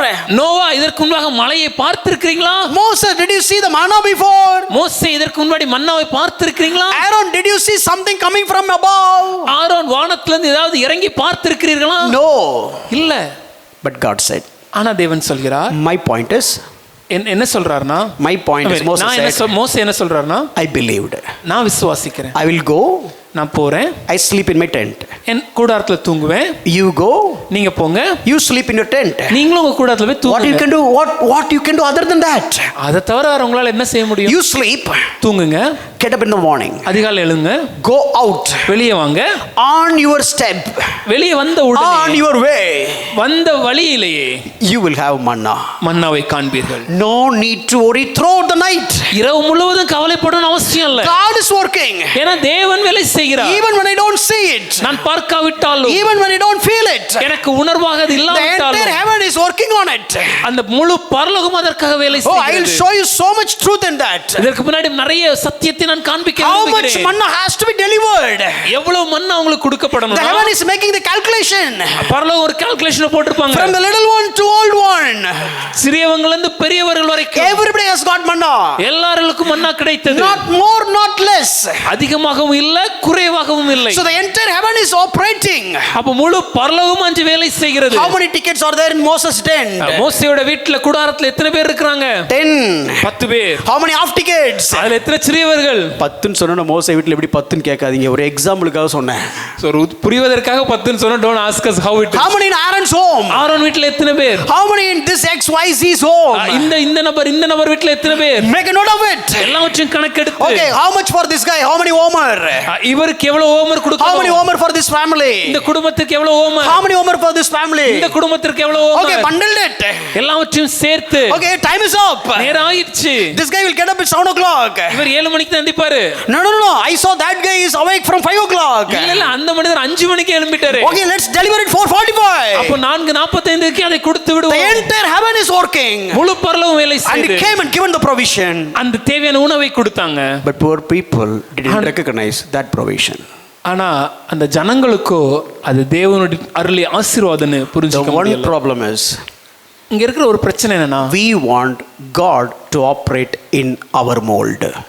நாம் எதிர்பார்க்கிற விதமாக தேவன் செயல்படணும்னு நினைக்கிறது. Don't put a mold for God. தேவனுக்கு ஒரு ஒரு ஒரு இந்த மாதிரியான காரியத்தை நீங்க மோல்டு நீங்க கொடுத்துறாதீங்க. See, that's what I mean, a scholar written in this way. ஆகவே தான் ஒரு அறிஞர் இப்படி எழுதினார். The recent past I read this and it's bombarding my mind. அதை நான் வாசித்த போது என் மனதுக்குள்ளே ஓடிக்கொண்டிருக்கிறது. Man wants to keep God at any places. ஒரு மனிதன் தேவனை எல்லா இடத்துலயும் வைக்க தயாரா இருக்கிறான். Like a mother, ஒரு அப்பா அம்மாவாக, like a father, ஒரு அப்பாவாக, like a friend, ஒரு நண்பராக, or even like a Jehovah Rapha doctor, இல்லனா யெகோவா ராஃபா சுகமளிக்கும் தெய்வமாக, and provider, தேவைகளை சந்திப்பவராக, and peacemaker, சமாதானத்தை you அருளுபவராக, put all the places இந்த எல்லா காரியங்களையும் வைக்க தயார். except ஆனால் on his throne. அவருடைய சிங்காசனத்துல மட்டும் நம்ம வைக்க தயாரா இல்ல. We don't want God to operate as God. தேவன் தேவனாய் செயல்படுவதை நாம் விரும்பவில்லை. We want God to operate the way that we like. நாம எப்படி நினைக்கிறோமோ அந்த விதமாக தேவன் செயல்படணும்னு I'll give one example. ஒரு எடுத்துக்காட்டு சொல்றேன். If you read Romans chapter 1, ரோமர் 1 அதிகாரத்தை வாசிச்சீங்கன்னா, maybe you are wondering why this guy is keep on talking about Romans. ஒருவேளை நீங்க நினைக்கலாம் ஏன் இவர் திரும்ப ரோமர் 1 அதிகாரத்தை குறித்து பேசுறாரு. Because that is my daily devotion. ஏன்னா அதுதான் எனக்கு தினமும் வாசிச்சு கொண்டிருக்கிற இப்ப. So if you read Romans chapter 1, ரோமர் 1 அதிகாரத்தை வாசிச்சீங்கன்னா, Paul is writing so much about the love towards the church of Rome. Pavul இந்த ரோம திருச்சபையின் மேல் எவ்வளவு அன்பு கூறுகிறேன் என்பதை எழுதுகிறார். I wanted to come. நான் வந்து பார்க்க விரும்புறேன். I want to reap some fruit from you. உங்ககிட்ட இருந்து சில கனிகளை அறுக்க விரும்புகிறேன். I want to give some gifts. உங்களுக்கு சில பொருட்களை கொடுக்க விரும்புகிறேன். I heard about your faith. உங்களுடைய விசுவாசத்தை குறித்து கேள்விப்பட்டேன். Oh, somehow I am trying all that so that I can come. எப்படியாவது வந்து உங்களை பார்க்க வேண்டும் என விரும்புறேன். But he had also mentioned it is being prevented. அதே நேரம் அவர் இன்னொன்னு எழுதுறார், வருவது தடை செய்யப்பட்டிருக்கிறது என்பதை. He didn't say I don't have time. அவர் எனக்கு நேரம் இல்லன்னு எழுதல. I'm so busy. இல்ல ரொம்ப பிஸியா இருக்கேன்னு எழுதல. A lot of appointments. இல்ல நிறைய முக்கியஸ்தர்களை சந்திக்கணும்னு எழுதல. Maybe 2 years later. 2 வருடம் கழித்துன்னு எழுதல. No, I mean prevented. நான் தடை செய்யப்பட்டிருக்கிறேன். One side man's passion. ஒரு பக்கம் மனுஷனுடைய இருதயத்திற்குடைய வாஞ்சை. The other side God's decision. இன்னொரு பக்கம் தேவனுடைய முடிவு. His unquenchable passion to see the church of Rome. அடக்க முடியாத வாஞ்சை எப்படியாவது ரோம திருச்சபையை பார்க்க வேண்டும். But God's decision is you are not going Rome right now. ஆனால் தேவனுடைய முடிவு என்னன்னா இப்போ நீங்க ரோமுக்கு செல்ல வேண்டாம். Hey Paul, what are you doing now? Pavul நீங்க இப்ப என்ன செய்றீங்க? Oh God, I am in a missionary journey. நான் இப்போ ஒரு மிஷனரி பிரயாணத்துல இருக்கிறேன். But by the way, why are you keep talking about Rome? ஏன் ரோம் புரிய குறித்து பேசிக்கொண்டே இருக்கிறீங்க? God actually, I heard about their faith. இல்ல தேவனே அவங்களுடைய விசுவாசத்தை குறித்து கேள்விப்பட்டேன். See all the places, either John or James or somebody went from the team of apostles. ஏனா பொதுவா எல்லா இடத்துலயுமே பார்த்தோம்னா யோவானோ இல்ல யாக்கோபோ அப்போஸ்தலர்கள் மத்தியில இருந்து அவங்க கடந்து போறத பார்க்க முடியும். But for this Rome church nobody is being visited so far. ஆனா இந்த ரோம்ல கூட திருச்சபைக்கு யாருமே வந்து பார்க்கலையே. And I'm praying for them daily. உங்களுக்கு தெரியும் நான் தினமும் உங்களுக்காக ஜெபிக்கிறேன். And you are the witness for my prayer. என் ஜெபத்திற்கு நீங்க தான் சாட்சி. It is all Romans 1. இதெல்லாம் ரோமர் 1 அதிகாரத்துல வாசிக்க முடியும். So I'm praying, you know that. நான் ஜெபிப்பது உங்களுக்கு தெரியும். Every day I'm praying. ஒவ்வொரு நாளும் ஜெபிக்கிறேன். I'm longing to preach the gospel. அவர்களுக்கு சுவிசேஷத்தை பிரசங்கிக்க விரும்புகிறேன். I maybe get ashamed. ஒருவேளை அதை குறித்து நான் வெட்கப்பட மாட்டேன். But still that's maybe I'll be get humiliated. ஒருவேளை நான் அதனால அவமானப்படுத்தப்படலாம். But I'm not ashamed to preach the gospel. ஆனாலும் சுவிசேஷத்தை குறித்து பிரசங்கிக்க நான் வெட்கப்படேன். I want to get some harvest. அங்கிருந்து ஏதாவது ஒரு காரியத்தை அறுக்க விரும்புகிறேன். They may treat people Greeks and others are barbarians. ஒருவேளை அவங்க கிரேக்கர்கள் மற்றவங்க எல்லாம் ஒருவேளை ஒரு காட்டுமிராண்டி கூட்டம் நினைச்சு நடத்தலாம். But still I want to go there, Lord. ஆனாலும் தேவனே நான் போகணும்னு விரும்புறேன் ஆண்டவரே. But Paul, you are not going now. பவுலே நீங்க இப்போ செல்ல போவதில்லை. Oh right, then what I need to do? அப்போ தேவனே நான் என்ன செய்யணும்? What are you doing now? இப்போ என்ன செய்றீங்க? Oh, I'm in Gengrea. நான் கெங்கிரேயா பட்டணத்துல இருக்கிறேன். I'm waiting for the ship. நான் அடுத்த கப்பலுக்காக காத்திருக்கிறேன். So what happened? அப்போ என்ன பண்ணலாம்? Due to inclement weather, no, there is no ship right now. கால சூழ்நிலை சரியில்லைனால எந்த கப்பல் இப்போ வரல. Maybe it will take another 3 months. இன்னொரு 3 மாசம் ஆகும். Okay, Paul, then do one thing. பவுலே நீங்க ஒன்னு செய்யலாம். Rather than longing to go for Rome, ரோமபுரிக்கு போகணுங்கிற வாஞ்சியோடு இருக்கிறதை காட்டிலும் why don't you write a book to tell them what is gospel? அவர்களுக்கு சுவிசேஷத்தை குறித்து பிரசங்கிக்க ஒரு கடிதத்தை ஏன் எழுதக்கூடாது? He has written the gospel. ஆகவே சுவிசேஷத்தை அவர் எழுதினார். No, I don't want to explain what is there in the book of Romans, but 16 chapters. நான் முழுவதுமாக அதை சொல்ல நேரம் இருக்காது, ஆனால் 16 அதிகாரங்கள் And he has given it. அதை கொடுக்கிறார். And now he is on his way. அவர் திரும்ப அவருடைய வழியை சென்று விட்டார். Just listen very carefully. நான் சொல்றதை நல்லா கவனிங்க. Romans received the letter. ரோம திருச்சபைக்கு கடிதம் வந்து விட்டது. 2 years later Paul went to Rome. 2 வருடம் கழித்து பவுல் அந்த இடத்திற்கு வந்தார். But they didn't respect Paul. அவங்க பவுலை பெருசாலாம் மதிக்கல. They didn't love the way Paul had expected. Pavul எதிர்பார்த்த மாதிரி அங்க இருந்து ஒரு அன்பெல்லாம் கிடைக்கல. So the letter he had written had not made much impact on the church of Romans at that point of time.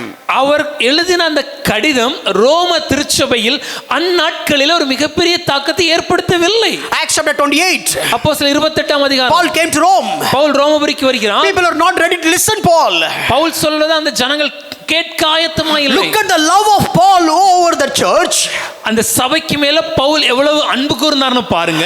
Look at the love, the responding love of the Roman church towards Paul. ஆனால் அதற்கு மறு உத்தரவாக ரோம திருச்சபை எப்படி ஒரு அன்பை காமிச்சதுன்னு யோசிக்கணும். They didn't respect him much. ரொம்பலாம் அவரை மதிக்கல.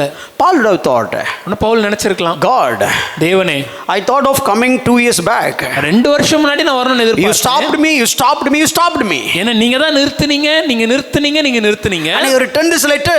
ஆகவே இந்த கடிதத்தை நான் எழுதினேன். And sent this through Phoebe. பீபே மூலமாக நான் அந்த கடிதத்தை அனுப்பினேன். But look at these people. ஆனா அந்த ஜனங்களை பாருங்களேன். 2 years. 2 வருஷம். I don't know how many times they have read this. எத்தனை டைம் இதை வாசிச்சாங்கன்னு தெரியல. But look at these people. ஆனா அந்த ஜனங்களை பாருங்க. They are not recognizing me. அவங்க என்ன புரிஞ்சுக்கலையே. Actually what happened? உண்மையா என்ன நடந்துச்சுன்னா, God made Paul write a letter not to the church of Romans but to the church of the world. கர்த்தராகிய தேவன் ரோம திருச்சபைக்காக அந்த கடிதத்தை பவுலை எழுத வைக்கவில்லை. தேவனுடைய திருச்சபைக்காக, இந்த உலகம் முழுவதும் இருக்கிற அவருடைய திருச்சபைக்காக அந்த கடிதத்தை எழுத செய்தார். Paul never realized the provision of God of writing the epistle at that point of time. தேவன் அருளிய அந்த நேரத்தையும் அதன் மூலமாக கிடைக்கப்பட்ட அந்த கடிதம் எழுதக்கூடிய வாய்ப்புடைய முக்கியத்துவத்தையும் குறித்து பவுலடிகளார் அன்று முழுமையாக புரிந்திருக்க வாய்ப்பில்லை. But today, ஆனால் இன்று, if the scholar says, if you want, if you can have only one book from the Bible, ஒருவேளை வேத அறிஞர்கள் சொல்லும்போது இந்த வேதத்திலிருந்து ஒரே ஒரு புத்தகத்தை மாத்திரம் உங்களுக்கு வச்சுக்கலாம்னு ஒரு வாய்ப்பு கொடுத்தா, keep Romans. ரோம புத்தகத்தை வைத்துக் கொள்ளுங்கள். If you can keep only one verse from the Bible, வேதத்திலிருந்து ஒரே ஒரு வசனத்தை மாத்திரம் தான் உங்களுக்கு வைத்துக் கொள்ள முடியும். You can keep only Romans 3:23. That's enough. ரோமர் 3:23 வசனத்தை மாத்திரம் வச்சுக்கோங்க.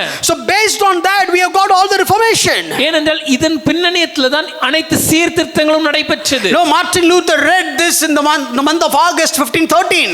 1513 வருடம் ஆகஸ்ட் மாதத்துல மார்ட்டின் லூதர் இதை வாசித்தார். And the Reformation Day is 31 October 1517.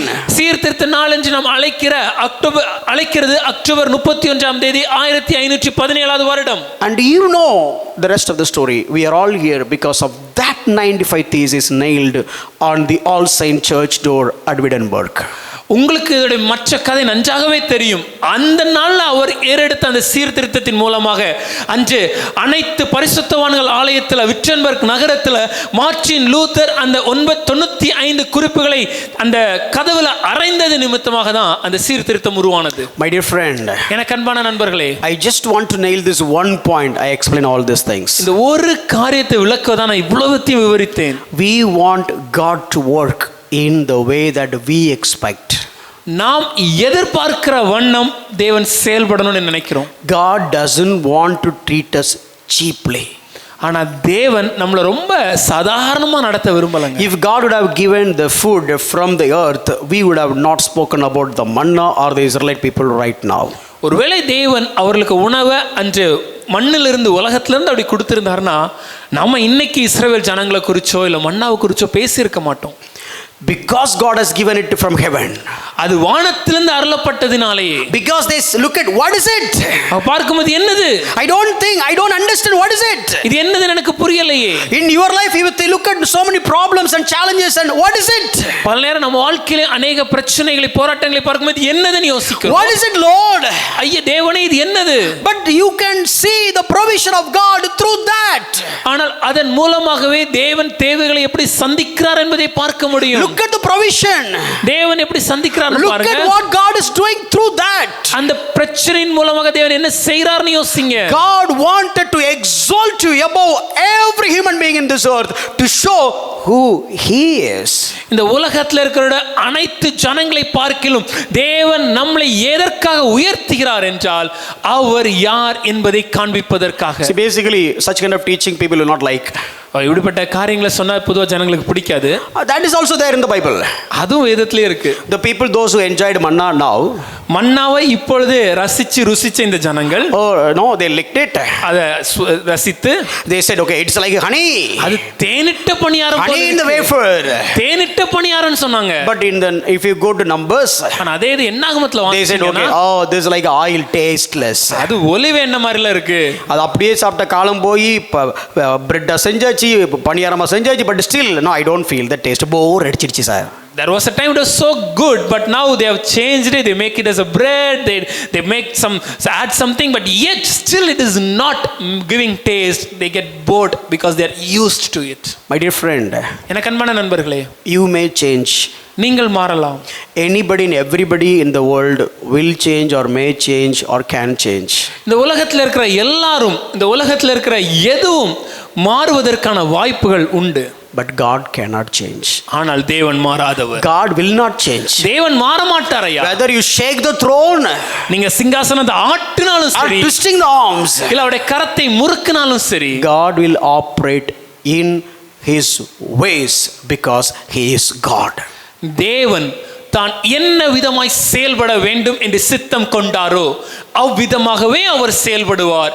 ஏனென்றால் அவர் தேவன். Hallelujah. Hallelujah. சத்தமா சொல்லுங்களேன். See, my father wanted to make me as a doctor. என் தகப்பனார் என்னை ஒரு மருத்துவராக மாற்ற வேண்டும் என்று விரும்பினார்.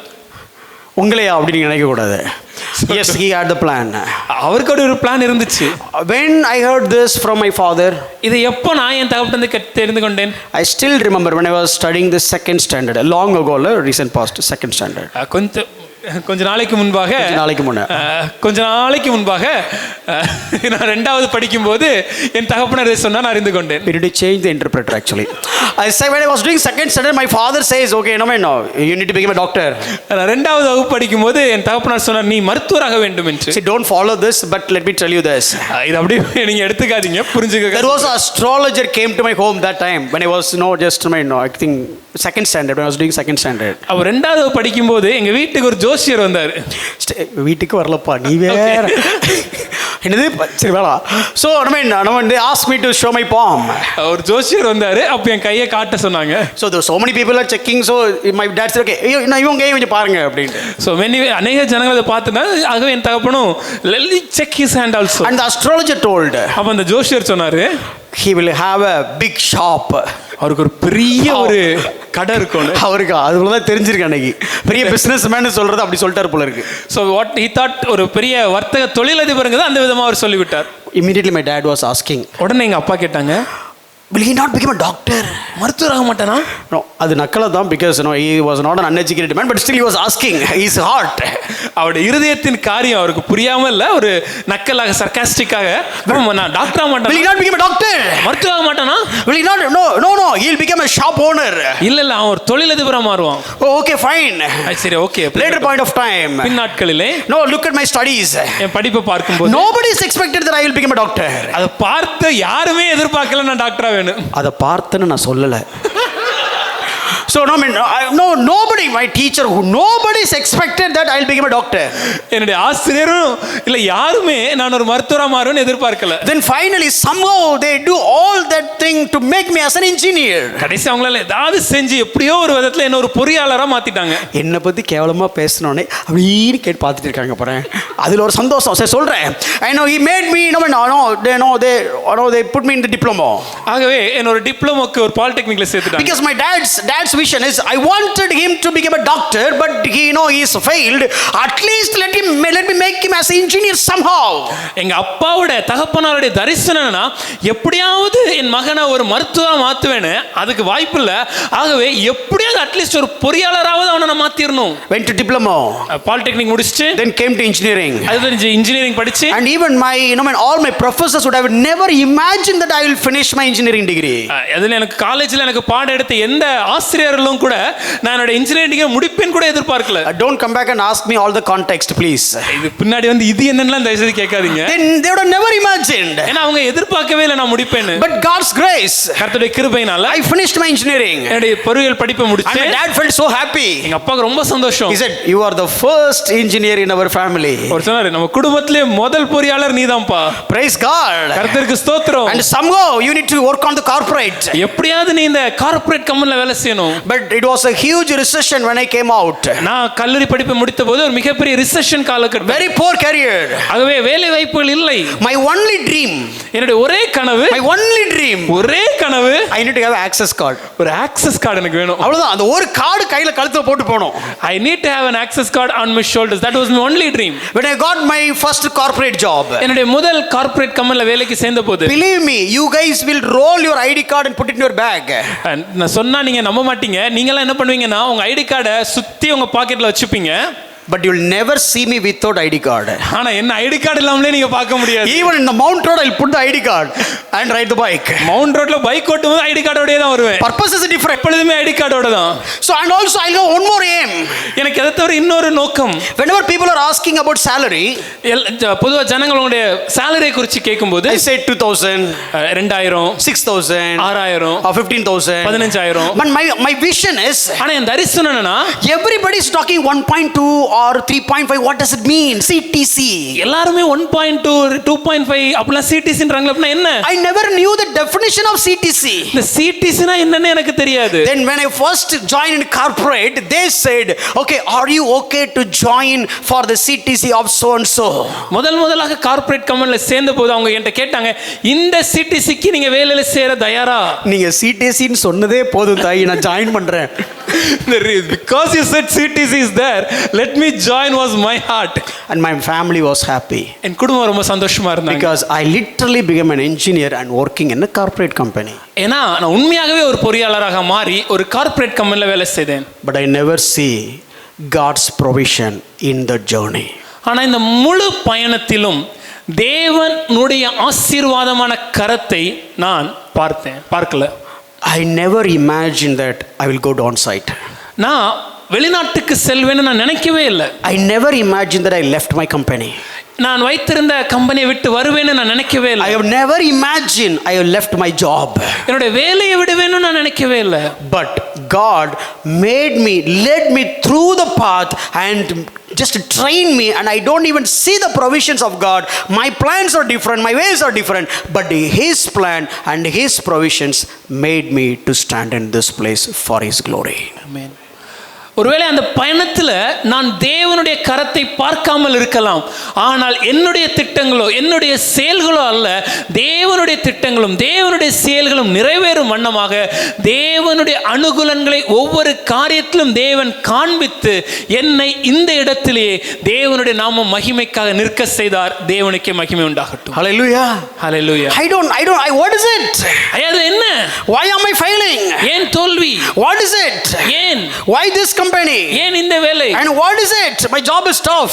ஏன் எனக்கு வேலை ரொம்ப கடினமா இருக்கு? What is it? Why this country? ஏன் இந்த தேசம்? I don't even understand their accent. அவங்க பேசுறது எனக்கு புரியலையே. I don't even understand I don't even know how to respond back. எப்படி திரும்ப பதில் சொல்லணும்னு தெரியலையே. There was time I didn't even know how to compose a mail. ஒரு காலத்துல எப்படி மெயிலை டிராஃப்ட் பண்ணனும்னு எனக்கு தெரியலையே. Why? ஏன்? What is it? என்ன தேவனே? I have never imagined God will put me in a place to do such kind of greatest ever work, that is the work of spiritual work. இந்த தேவன் இப்படிப்பட்ட ஒரு இடத்திற்கு என்னை அழைத்து வந்து மிக சிறந்த வேலையான தேவனுடைய வேலையை, ஆவிக்குரிய வேலை எனக்கு செய்வார் என்று நான் நினைக்கவே இல்லை. Do you see God's provision? தேவனுடைய அனுகூலங்களை நீங்கள் அனுபவிக்கிறீர்களா? If you don't know what to do, என்ன செய்யலன்னு தெரியலனா, just do what is ahead, just do what God placed before you. உங்களுக்கு முன்னாடி தேவன் எதை வச்சிருக்கிறாரோ அதை மாத்திரம் செய்யுங்க. Paul wanted to go to Rome, பவுலுக்கு ரோமுக்கு செல்லணும்னு வாஞ்சு, but he couldn't go to Rome. ஆனா ரோமுக்கு செல்ல முடியாத ஒரு நிலைமை, severely prevented, தடை செய்யப்பட்டார். what to do? என்ன செய்யறது? What is lie ahead? இல்ல அடுத்து என்ன பண்ணணும்? What is next? அடுத்து என்ன இருக்கு? Maybe I can write. என்னால எழுத முடியும். Write it. எழுதுங்க. You will never know. உங்களுக்கு தெரியாது. That is my provision. அது தேவனுடைய அனுகூலம். My dear friend, எனக்கு அன்பான நண்பரே, don't expect God to operate in the way that you want him to be operated. நீங்கள் எதிர்பார்க்கிற விதமாக தேவன் செயல்படணும்னு நினைக்காதீங்க. God's plans are always higher than your plans. உங்களுடைய திட்டங்களை பார்க்கிலும் தேவனுடைய திட்டங்கள் எப்பொழுதும் மேலானவை. If I would have become a doctor, ஒருவேளை நான் மருத்துவரா இருந்தேனா, maybe I am the first doctor in my family. ஒருவேளை எங்க குடும்பத்துல முதல் மருத்துவரா நான் இருக்கலாம். But a day will come. ஆனா ஒரு நாள் வரும், ART Mission Hospital will have so many doctors for the glory of God. ART mission ஹாஸ்பிடல்ல நிறைய மருத்துவர்கள் நமக்காக இருப்பாங்க. Hallelujah. Hallelujah. That is the happiness. அதுதான் சந்தோஷம். I couldn't become the doctor. என்னால மருத்துவராக முடியல. But when Zara wanted to have what is that? Some competition, right? No, she said, okay, I want to become a doctor. ஒரு அங்க நம்மளுடைய சபையில இருக்கக்கூடிய ஜாரா அவங்க ஒரு காம்படிஷன்ல இருக்கும்போது நான் மருத்துவராகணும்னு சொல்லி செய்யும்போது, When I heard that, அதை நான் கேள்விப்பட்ட போது, thank God, that is why he brought me here. தேவனே நன்றி சொல்கிறேன் உமக்கு, ஏன்னா இதுக்காக தான் என்ன இங்க கொண்டு வந்தீங்க. God's provisions are always greater than your imaginations. உங்களுடைய நினைவுகளை பார்க்கிலும் தேவனுடைய அனுகூலங்கள் மேலானவை. Are you all happy? சந்தோஷமா Amen. இருக்கீங்களா? Praise God. கர்த்தருக்கு ஸ்தோத்திரம். One more thing from that same verse. இதே வசனத்துல இன்னொரு காரியம். Let's look at Exodus 16:4 once again. யாத்திராகமம் 16ஆம் அதிகாரம் 4வது வசனம். We dealt all the words almost. கிட்டத்தட்ட எல்லா வார்த்தையுமே நம்ம தியானித்து விட்டோம். Behold, I am, we dealt. நான் உங்களுக்கு என்பதை தியானித்தோம். Rain bread, we dealt it. அப்பம் வருஷிக்கப்பட்டதை தியானித்தோம். And rain from heaven we have studied. அது வானத்திலிருந்து வருஷிக்கப்பட்டதை தியானித்தோம். People should go out, that we have studied. ஜனங்கள் போய் சேர்க்க வேண்டும் என்பதை தியானித்தோம். I may test them, we have studied. அவர்களை சோதிப்பேன் என்பதை But தியானித்தோம். how he will test, that we haven't studied. ஆனா எப்படி அந்த சோதனை இருக்குங்கிறத நம்ம So தியானிக்கலாம். today, one more topic from that same verse. அதே வசனத்துல இன்னொரு காரியத்தை He காண்பிக்கிறேன். said, gather a day's portion every day. ஒவ்வொரு நாளுக்கு வேண்டியதை ஒவ்வொரு நாளில் சேர்த்துக் கொள்ள வேண்டும். Okay, I have limited amount of time, maybe another 30 minutes. I would like to explain one important principle and just leave. We'll continue next week. குறைவான நேரம் இருக்கனால ஒரே ஒரு காரியத்தை விளக்கி நான் முடிக்க விரும்புகிறேன். Just imagine. ஒரு கொஞ்சம் யோசிச்சு பாருங்க. They got up in the morning. காலையில் எழுந்து விட்டார்கள். You need to go and collect. இப்போ போய் அதை சேகரிக்கணும். Be very honest. கொஞ்சம் உண்மையா யோசிங்களேன். He said, gather a day's portion every day. ஒவ்வொரு நாளுக்கு வேண்டியதை ஒவ்வொரு நாளில் சேர்த்துக் கொள்ளுங்கள். You tell me, if you are in the wilderness, do you think that you will gather only for the day? நீங்க வனாந்தரத்துல இருந்தீங்கன்னா இந்த மாதிரியான ஒரு சூழ்நிலையில நீங்க இன்னைக்கு போய் இன்னைக்கு தேவையானதை சேகரிக்க சொன்னாங்கன்னா இன்னைக்கு தேவையானதை மாத்திரம் தான் எடுத்துக்கிட்டு வருவீங்களா? மனசாட்சி தொட்டு சொல்லணும். Tell me according to conscience. Couple of weeks back there was an ad. 2 வாரத்துக்கு முன்னாடி ஒரு அட்வர்டைஸ்மெண்ட் இருந்துச்சு. Buy one biryani get one biryani free. ஒரு பிரியாணி வாங்கினா ஒரு பிரியாணி இலவசம். And no, my brother-in-law told. அப்ப என்னோட மாப்பிள்ளை சொன்னார், அத்தான் சொன்னார், மாப்பிள்ளை somewhere there is a deal. மாப்பிள்ளை இங்க ஒரு ஆஃபர் போயிட்டு இருக்கு. And while we were on the way we have the thought. போற வழியில அந்த எண்ணமும் வந்துச்சு. But in the junction, அந்த தாளம்பூர் ஜங்ஷன்ல பாத்தீங்கன்னா suddenly saw long queue. ஒரு பெரிய கூட்டம் நின்னுச்சு. Then we have seen the offer. அப்பதான் அந்த போர்டை பார்த்தோம். அவன்லாம் பிரியாணியை சாப்பிடாதவன வாழ்க்கையில. Do you think these people have never eaten biryani? நம்ம மக்களே சீக்கிரம் விட்டுருந்தா போயிருப்பாங்க. No, there are so many people. பெரிய கூட்டங்க. They are not poor people. அவங்க ஒரு ஏழைகள் அல்ல. It's not something they don't have. They couldn't afford one more biryani. இல்ல இன்னொரு பிரியாணி வாங்க முடியாத அளவுக்குலாம் See, இல்ல. today the shop is open. இன்னைக்கு அந்த கடை புதுசா I திறக்கறாங்க. am getting it something extra. ஆகவே எனக்கு இலவசமா கொஞ்சம் எக்ஸ்ட்ரா கொடுக்கறாங்க. வாசின்னு ஒரு வார்த்தை சொன்னா போதும். Because it's a freebie, that one word. நீங்களே எப்படி இருந்தீங்கன்னா How சரி நாமளே எப்படி இருந்தோம்னா how we were, இதுக்கு சிரிப்பாங்க பாறேன். கரெக்டா சேர்த்துக்கிட்டீங்க. நம்மளே எப்படி இருந்தோம்னா how if we were like this, they were in the wilderness. அவங்க இருக்கிறது வனாந்திரம். They didn't have food. சாப்பாடு இல்ல. They were starving. பசி. Family. குடும்பம். Kids. குழந்தைங்க. Who knows, babies. யாருக்கு தெரியும், கை குழந்தைங்க. Are all starving. எல்லாரும் பட்டினியில But இருக்காங்க. the condition is ஆனா நிபந்தனை என்னன்னா, take only day's portion. ஒரு நாளைக்கு வேண்டியதை மாத்திரம் எடுத்துட்டு வாங்க. For example, me and Sylvain went இப்ப நானும் போதகரும் போயிருந்தோம்னா and gather. அப்படி எடுக்கும்போது Sylvain is the man of perfect. அப்படிதான் சொல்லி இருக்கிறாரு. Translate. சில்வன் ஒரு நபர் பூரணர் இருந்தாரு. பூர்ணரா? No, he is always legalist. அப்படி சொல்ல தப்பா என்ன? Always wanted to be right. சரியானதை செய்யணும்னு முயற்சி செய்றாரு. And we both come here. அப்ப ரெண்டு பேரும் அங்க வரோம். And gathering manna. மன்னா எடுக்கும்போது And I'll put, maybe they'll see the vessel, whatever the vessel they have to carry the manna. அந்த மன்னாவை எடுப்பதற்கு கொண்டு போன அந்த பாத்திரத்துல So they'll have this, fill the vessel. அந்த பாத்திரம் நிரம்பி விட்டது. But you know what? I'll put it something here. நான் அப்படி கொஞ்சம் எடுத்து பாக்கெட்ல வச்சிட்டு And something here. இந்த பாக்கெட்ல கொஞ்சம் And take out the shirt. சட்டை வெளியே எடுத்து போட்டு. Because இந்த ரெண்டு பக்கம் பண்டில் மாதிரி இருக்க கூடாதுல. Because you should not see it's bigger. And the Sylvain look at me. அப்போ போதகரை பார்க்கும்போது, Brother, அண்ணே what are you doing? என்ன பண்றீங்க? What Moses told. மோசே என்ன சொன்னார்? Then I'll say, Sylvain, how many children you have? உனக்கு எத்தனை குழந்தைங்கப்பா?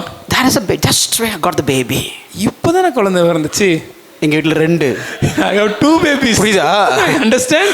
ரெண்டு வந்து பாரு தெரியும் உனக்கு. You will know when you have that. I'm not prophesying, but I'm just saying. Translate. நான் தீர்க்கதரிசனமா சொல்ல, நான் பொதுவா சொல்றேன். ரெண்டுக்கு வந்தா புரியும். When you have 2 you will understand that. Check with John for latest release. இப்போ எப்படி இருக்குன்னு கேட்கனா, உடனடி செய்திக்கு ஜானன வணங்கவும். உடனடி செய்திக்கு ஜானன. But I'll carry everything. அதனால எல்லாம் முடிஞ்ச எல்லாத்தையும் நான் செய்கிறேன். I'll walk. நடக்கிறேன். Still will come. அண்ணே, that is wrong. தப்புனே. Take it out. Hey, this is mine. இல்ல எந்து. No, what Moses told. இல்ல மோசே என்ன சொன்னார்? I may test them. நான் அவர்களை சோதிப்பேன். So if I take that, நான் அந்த காரியத்தை எடுத்தேனா, I love my family.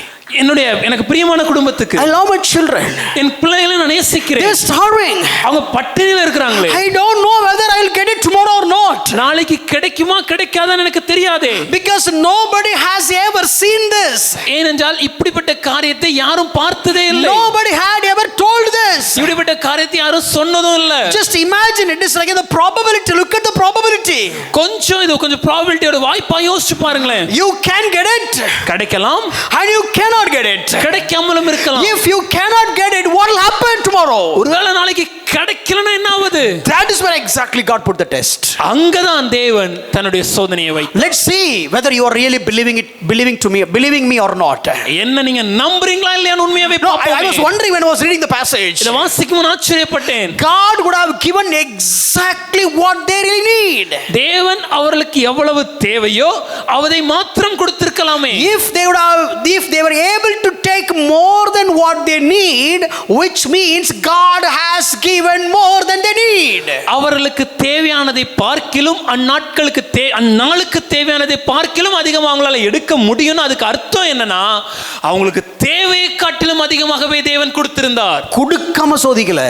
God has not tested them without giving. அதிகமா கொடுத்துட்டு தான் சோதிச்சாரு. Gave in abundance and tested them. If God has operated a ration methodology, ஒவ்வொருவருக்கு இன்னென்ன இவ்வளவு என்று தேவன் ஒரு அளவீட்டின்படி செயல்பட்டால், God would have not said that. இந்த சோதனை தேவன் சொல்லி இருக்க மாட்டார். But God is blessing them in abundant manner. தேவன் அவர்களை ஏராளமாய் தாராளமாய் ஆசீர்வதித்து, and God is saying, அவர்ட்ட சொல்ற காரியம், while you are gathering, சேகரிக்கும் போது take it for today. அந்நாளுக்கு தேவையானது சேகரிங்க. Which means don't take it for tomorrow. அப்படினா என்ன அர்த்தம்? நாளைக்கு உள்ளதை நீங்க எடுக்காதீங்க. So whether we can save money or not, பணத்தை சேமிச்சு வைக்கலாமா? யாரும் நோ சொல்ல கவனிச்சேடி சொல்ல மாட்டாங்க. Let's listen continuously. இல்ல முழுதாக நம்ம கவனிப்போமே. ஐயோ இந்த டாபிக் அந்த டாபிக் இல்லை, பட் உங்களுக்கு பாசிட்டிவாக சொல்கிறேன் விஷயம் இருக்கு. there are so many things we can learn. அநேக காரியங்களை கற்றுக்கொள்ள முடியும். So here God said, தேவன் ஒருவேளை இப்படி சொல்லியிருந்தார்னா, let me look at your faith level. உங்களுடைய விசுவாச அளவை நான் பார்க்கிறேன். உன்னை தராம நான் சோதிக்கல. I am testing you not by giving. தர்றேன். I am giving more than what you need. தேவைக்கு அதிகமாகவே தருகிறேன். But are you keeping your faith on that manna, or are you keeping your faith towards the wind? ஐயா, நீங்க கொடுக்கப்பட்ட மன்னாவுக்கு மேல உங்க நம்பிக்கையை வைக்கிறீங்களா, இல்ல மன்னாவை கொடுத்த ஏன் மேல நம்பிக்கை வைக்கிறீங்களா? மண்ணு மேல விழுந்த மண்ணா மேல நம்பிக்கை வைக்கிறியா, இல்ல விண்ணில் இருக்க ஏன் மேல நம்பிக்கை வைக்கிறியா பாத்துடலாம். Are you going to test the manna that is on the earth, or are you going to look at me in heaven? And தமிழ்ல ரொம்ப அழகா இருக்கு, அவர்களே சோதிப்பேன். In Tamil it is very clearly said it will be a test. Do you think that the test is only for the first day? அந்த முதல் நாளைக்கு மாத்திரம் தான் டெஸ்ட் நினைக்கிறீங்களா? Do you think that? It is for every day. ஒவ்வொரு நாளும் அந்த சோதனை. Every day you will have enough manna, more than enough manna. ஒவ்வொரு நாளும் தேவைக்கு அதிகமான மன்னா இருந்தாலும், but the instruction is கொடுக்கப்பட்ட ஆலோசனை, gather only for that day where you have all the temptation to gather for the another day. நாட்களுக்கு எவ்வளவு தேவையோ அதை மாத்திரம் சேகரித்துக் கொள்ளுங்கள்னு சொல்லி இருக்கிறாங்க. ஆனா தேவைக்கு அதிகமாகவே சேகரிக்கிறதுக்கான ஒரு டெம்டேஷன், ஒரு இச்சை அங்க உள்ளதான் இருக்கு. You know what God wants to teach? அங்க தேவன் என்ன கற்றுக் கொடுக்க விரும்புகிறார்? To his church, சபைக்கு, do not worry for tomorrow. நாளை தினத்தை குறித்து கவலைப்படாதிருங்க. That is what the living manna told later in Matthew 6. அதே காரியத்தை தான் ஜீவனுள்ள அப்பமாகிய தேவன் மத்தேயு 6ஆம் அதிகாரத்தில் விவரிக்கிறார். That's what we have studied Matthew 6. அதுதான் 2 வாரத்துக்கு முன்பாக மத்தேயு 6 நாம் தியானித்தோம். He said, do not worry for tomorrow. நாளை தினத்திற்காக கவலைப்படாதிருங்க. Oh, what will happen tomorrow? நாளைக்கு என்ன ஆயிரும்? Oh, if I go there, what will happen tomorrow? அங்க போனேனா என்ன ஆகும்? If I don't go, what will happen tomorrow? போகலனா என்ன ஆகும்? If I slept, what will happen tomorrow? தூங்கிட்டேனா என்ன ஆகும்? If manna has not come to not coming, then what will happen tomorrow? மன்னா நாளைக்கு வரலனா என்ன ஆகும்? If the company has closed, what will happen tomorrow? வேலை செய்யற கம்பெனி மூடிட்டாங்கனா என்ன ஆகிறது? If the job is gone, what will happen tomorrow? வேலை போயிடுச்சுனா நாளைக்கு என்ன செய்வது? If my children become sick, what will happen tomorrow? என் குழந்தைக்கு உடல் சுகவீனமாகி விட்டால் என்ன செய்வது? If they raise the rent, what will happen tomorrow? ஒருவேளை வீட்டு வாடகையை கூட்டி விட்டாங்கனா என்ன செய்வது? If they increase the fees, what will happen tomorrow? இல்ல ஸ்கூல் ஃபீஸை கூட்டிட்டாங்கனா என்ன செய்வது? Did you eat the manna today? Yeah. இன்னைக்கு மன்னாவை சாப்பிட்டீங்களா? ஆமா சாப்பிட்டேன். Did you trust that manna, or did you trust the one who has given the manna? அந்த மன்னாவை நம்புறோமா இல்ல அந்த மன்னாவை கொடுத்த தேவனை நம்புறோமா? யாரை நம்புறீங்க? Whom are we trusting? மன்னாவை நம்புறீங்களா, மன்னாவை தந்த மன்னனை நம்புறீங்களா? Hallelujah. Hallelujah. That is a test. அதுதான் சோதனை. But look at us. ஆனா நம்மை பார்ப்போம். Why do we worry?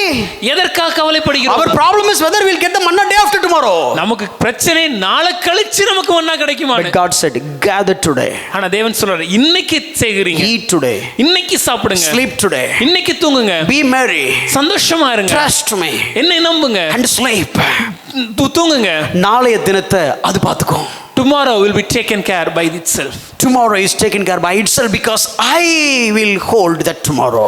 நாளைய தினம் நாளைய தினம் பார்த்துக்கொள்ளும். ஏனென்றால் அந்த நாளைய தினத்துக்கும் நான் தான் தேவன். இதை நம்பாம, without believing this, if you gather more, அதிக காரியங்களை சேகரித்தால், in spite of Sylvain is tolding again and again, மறுபடியும் சொன்ன பின்னாடியும் அப்படி நம்ம அதிகமா சேகரிச்சோம்னா, out of love towards my children, என்னுடைய பிள்ளைக்கு மேல் அன்பினால, out of love towards my wife, என்னுடைய மனைவியின் மேல் அன்பினால, out of love towards my my family members, என்னோட குடும்பத்தின் அங்கத்தினர் மேல் உள்ள அன்பினால, I gather all that, அதிகமானதை சேர்த்தால், this is not sin, அது பாவம் இல்ல. According to me, என்ன பொறுத்தவரைக்கும் அது பாவம் இல்ல. According to me it is love. என்ன பொறுத்தவரைக்கும் அது என்னன்னா அன்பினால சேகரிக்கிறது. Exactly, that is what we are all doing. அப்படி சொல்லி தான் நம்ம எல்லாரும் செய்றோம். We don't trust God for our children's future, but we trust our funds for the future of the children. நாம் நம்முடைய பிள்ளைகளின் எதிர்காலத்திற்காக தேவனை நம்பவில்லை, ஆனால் நம்முடைய சொத்தை நம்முடைய சம்பாத்தியத்தினால அந்த பிள்ளைங்களுக்கு நல்ல எதிர்காலம் கொடுத்துறலாம்னு நம்புறோம். Please understand, that is not wrong to have to save it wisely. ஒரு ஞானமா செயல்படுறது தப்பல்ல, But you put the trust on that rather than God for the future. That is the greatest ever deception and the insult for God. ஆனால் நம்மளுடைய நம்பிக்கை எதின் மேல் இருக்கிறது என்பது ரொம்ப முக்கியம். அந்த பணத்தை நம்பி தேவனை நம்பலனா நம்ம எதிர்காலத்திற்காக அது தேவனுக்கு கொடுக்கப்படுற மிகப்பெரிய அவமானம். I do understand your love over your children. உங்க பிள்ளைகளின் மேல் இருக்கிற அன்பை நான் மதிக்கிறேன். I do understand your love over your family. உங்க குடும்பத்துக்கு மேல அன்பு எனக்கு புரியுது. I do understand your love over your children and family in a very appropriate way. ஒரு சரியான விதத்துல குடும்பத்தினர் மேலும் பிள்ளைகள் மேலும் நீங்கள் வைத்திருக்கிற அன்பு எனக்கு புரிகிறது. But if that love leads you not to trust God's providence rather than yourself, that is deception. ஆனால் உங்க அந்த அதே அன்பு தேவனுடைய தெய்வீக பாதுகாப்புக்கு மேல வைக்கக்கூடிய நம்பிக்கையை குறைக்குது, நம்பிக்கையை விட்டு தள்ளி போக செய்துனா அது அன்பல்லையா, அது ஒரு வஞ்சகம். பிசாசு அதை காமிச்சு உங்களை ஏமாத்துறான்னு அர்த்தம். The devil is showing us and deceiving us. You know what is the greatest ever miracle what you can see in the same chapter? இந்த அதிகாரத்திலேயே நீங்க பார்க்கிற மிகப்பெரிய அற்புதம் என்ன தெரியுமா? We will deal it maybe next week, but I'll just give the glimpse. ஒரு அடுத்த வாரம் அதை முழுமையாக தியானிக்க போறோம். நான் ஒரு சுருக்கமா சொல்றேன். Even many scholars couldn't understand that. பல வேத அறிஞர்கள் கூட அது எப்படி முழுமையா புரியலன்றாங்க. Different kind of opinions. பலவிதமான கருத்துக்கள் இருக்குது. They said it's beyond our understanding. இல்ல அது என்னுடைய புரிதலுக்கு அப்பாற்பட்டது. What is all about? இல்ல என்ன அற்புதம் அது? Oh, are you talking about the manna that came from heaven you have never seen before or never seen later? இல்ல இதுவரைக்கும் பார்த்திராத இல்ல இதுக்கு மேல் பார்க்க கிட்டாத வானத்திலிருந்து இழைத்த அந்த மன்னாவை குறித்து பேசுகிறீர்களா? That is not the greatest miracle. இல்ல அது பெரிய அற்புதம் அல்ல. They are not worried about that miracle. அந்த அற்புதத்தை குறித்து அவங்க பேசல. But they are worried about another miracle. ஆனால் வேறொரு அற்புதம் உள்ள. Do you want to see that miracle? என்ன அற்புதம் தெரியுமா? Look at Exodus 16 verse 18. யாத்திராகமம் 16ஆம் அதிகாரம் 18வது வசனத்தை பாருங்கள். I'll just read it for you. உங்களுக்கு வாசிக்கிறேன். But when they measured it with an omer, பின்பு அதை ஓமரால் அளந்தார்கள். I'll just finish it first. Okay.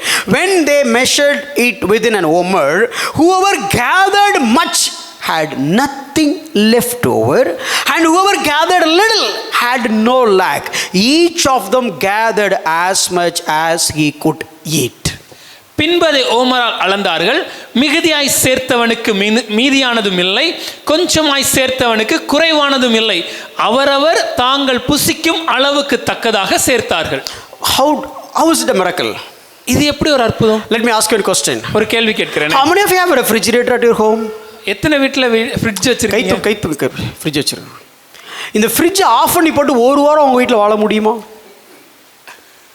Let's check. Just switch off the fridge for 1 week. ஒரு வாரம் உங்க வீட்ல ஃப்ரிட்ஜ் ஆஃப் பண்ணிட்டு no, can you survive? உங்களால வாழ்க்கை ஓட்ட முடியுமா? Let me give a small example. ஒரு எடுத்துக்காட்டா சொல்றேனே. Yesterday we had a family fellowship at my home. நேற்று போதவரோட வீட்ல நம்ம குடும்ப கூடுகை இருந்தது. And I was praying. அப்ப நான் ஜெபித்தேன். But don't take it wrong way. I was praying, Lord, the food should be good. நான் எதுக்காக ஜெபித்தேன்? தப்பா எடுத்துக்காதீங்க, நான் சொல்ற புரியுதுக்காக. The people are working so hard. எல்லாம் கஷ்டப்பட்டு சமைக்கறாங்க, அதனால சாப்பாடு நல்லா வரணும். Even though my contribution is very little, நான் என்னுடைய பங்களிப்பு மிகவும் குறைவாகவே இருந்தாலும், let me put this as a greatest contribution. இந்த ஜெபத்தை என்னுடைய மிக சிறந்த பங்களிப்பா வைக்கிறேன். யாருக்கு என்ன முடியுமோ அத செய்ய முடியும். Lord, and also the food should be tasty. அந்த சாப்பாடு ரொம்ப சுவையானதா இருக்கணும். Enough. போதுமானதா இருக்கணும். And let them feel happy. சந்தோஷமா இருக்கணும். Because they are working for the whole day. ஏன்னா முழு நாளும் சமைக்கறாங்கல்ல. And I pray for the worship. ஆராதனைக்கு வேலைக்காக ஜெபித்தேன். I pray for the sermon. செய்தி வேலைக்காக ஜெபித்தேன். And I pray for their journey. எல்லாருடைய பயணத்திற்காக நான் ஜெபித்தேன். And especially I pray for food. You know why? குறிப்பாக நான் அந்த உணவுக்காக ஜெபித்தேன். A lighter note. கொஞ்சம் ஜாலியா சொல்றேன். I prayed this way. இப்படி ஜெபித்தேன். Lord, there should not be any excess. அதிகமாகவும் வேண்டாம். There should not be any lack. குறைவாகவும் வேண்டாம். It should be over. சரியான விதத்துல முடிகிற விதத்துல இருக்கணும். Thank God everything is over. நல்ல வேளை எல்லாம் முடிஞ்சிருச்சு. If it is not over, ஒருவேளை நேத்து அது முழுமையா முடியலனா, thank God, God is good. He heard my prayer. தேவன் என்னுடைய ஜெபத்தை கேட்டார். But look at this place. ஆனா இந்த இடத்தை There பார்க்கும்போது is no refrigerator. அவங்களுக்கு ஃப்ரிட்ஜ் எல்லாம் இல்ல. See, sometimes, I mean, if you have fridge, a lot of miracles will happen inside the fridge. Do you know that? ஒருவேளை உங்க வீட்ல இந்த குளிர்சாதன பெட்டி இந்த ஃப்ரிட்ஜ் இருந்துச்சுன்னா நிறைய அற்புதம் இந்த ஃப்ரிட்ஜுக்குள்ளே நடக்க ஆரம்பிச்சிரும். Sometimes today you will have dal.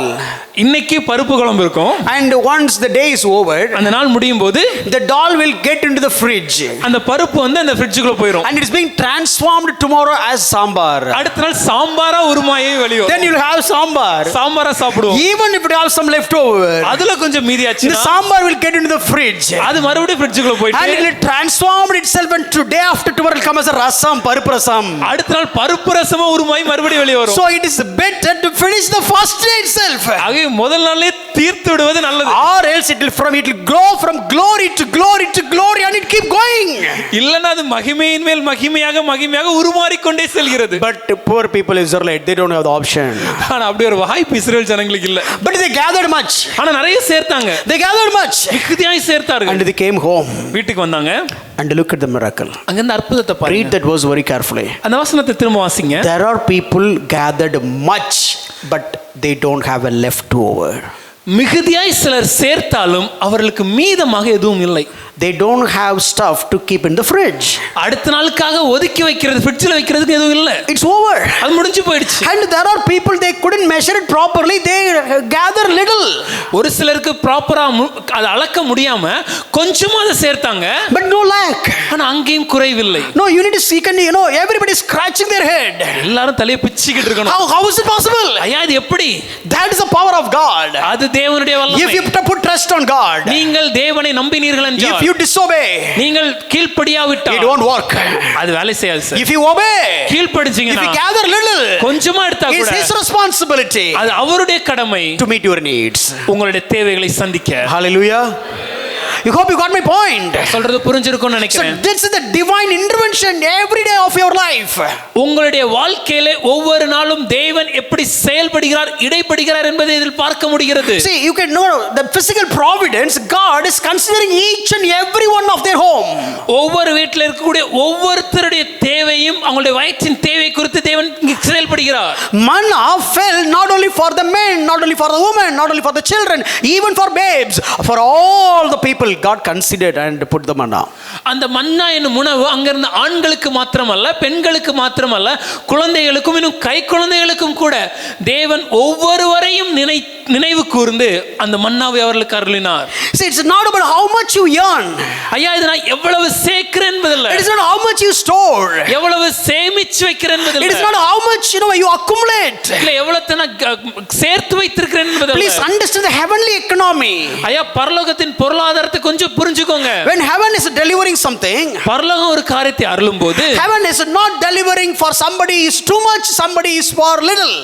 தேவன் ஒருவருக்கு கொஞ்சமாகவும் இன்னொருக்கு மிகுதியாகவும் கொடுப்பதல்ல. That is a divine economy that God was establishing on that during that event. அந்நாட்களிலே இந்த சம்பவத்தின் மூலமாக தேவன் பரலோகத்தின் ஒரு பொருளாதாரத்தை அங்கு நிலைவுபடுத்துகிறார். இஸ்ரவேல் ஜனமே, look at my economic system. என்னுடைய பொருளாதார செயல்பாட்டை புரிந்து கொள்ளுங்கள். You know what will happen? என்ன நடக்கும் தெரியுமா? My understanding, என்னுடைய புரிதல் என்னன்னா, maybe after Sylvain told me, ஒருவேளை நான் போதகர் சொன்ன பின்பாக I put it back, எடுத்து மீதி எடுத்து எல்லாத்தையும் கீழே வைத்து விட்டு, and I gathered சரியான காரியத்தை as much as I could, என்னால முடிந்தவற்றை சேகரித்து, and I coming home, வீட்டுக்கு வந்து, while on the way maybe something is spilled over, ஒரு வரவழியில ஒரு சிலது கீழே விழுந்திருக்கலாம், and I came here, வீட்டுக்கு வந்து, and I'm just measuring, அதை அளந்து பார்த்தா, okay, this is my wife, இது என்னுடைய மனைவிக்கு, and this is my the elder one, இது என்னுடைய மூத்த மகளுக்கு, this is my younger one, இது என்னுடைய இளைய மகளுக்கு, and this is for me, இது எனக்கு, and I don't have for the little one. ஐயோ என்னுடைய சின்ன பிள்ளைக்கு இல்லையே. Okay, then let me give it. அப்ப நான் எந்த கொடுத்துறவா? But God's providence will not keep one person in starving or lack and fulfilling the other person. That is not the divine economy. ஆனால் தேவனுடைய அனுகூலங்கள் எப்படி இருக்குன்னா, ஒருவருக்கு நிறைவாயும் இன்னொருக்கு குறைபட்டதாயும் காணப்படாதே. அப்படி தேவன் செயல்பட மாட்டாரே. He is the God of provider for everybody. தேவன் ஒவ்வொருவருக்கும் தேவைகளை சந்திக்கிறவராக இருக்கிறபடியா, did he not consider the little one? தேவன் அந்த சின்ன குழந்தையை கவனிக்க தவறிவிட்டாரா? Did they even forget the little one? பரலோகம் அந்த குழந்தையை மறந்து விட்டதா? Maybe government would have not noticed that. ஒரு அரசாங்கம் மறக்கலாம், But my God, ஆனால் என் தேவன், the one who knew me before the foundations of the world, உலக தோற்றத்திற்கு முன்பாகவே என்னை அறிந்த என் தேவன், who knew my children before the foundations of the world. என் குழந்தைகளை உலக தோற்றத்திற்கு முன்பாக அறிந்த என் தேவன். When Abraham tithing, God said, I saw Levi is tithing.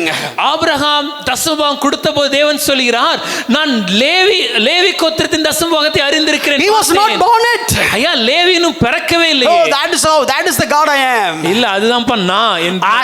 I have seen, no, maybe you don't see Isaac, but I see Jesus through Isaac. ஒருவேளை ஆபிரகாமே நீ ஈசாக்க கூட பார்க்காம இருக்கலாம், ஆனால் நான் இயேசுவே, இந்த இந்த இந்த வம்சத்தின் வழியாக வரக்கூடிய இயேசுவே நான் அறிந்திருக்கிறேன். That's why he called him as a promised seed. ஆகவே தான் உடன்படிக்கை பண்ணப்பட்ட ஒரு மகனாக அவன் அழைக்கப்படுகிறான். So such a great God, அவ்வளவு மிகப்பெரிய தேவன், such omniscient God, சகலத்தையும் அறிந்த தேவன், how come you would have missed my little one? எப்படி என் சின்ன குழந்தையை மறக்க முடியும்? God, I don't have anything to provide it. ஐயோ, இந்த குழந்தை கொடுக்க இடத்துல இல்லையே. Now Sylvain is also the other side, he is sharing.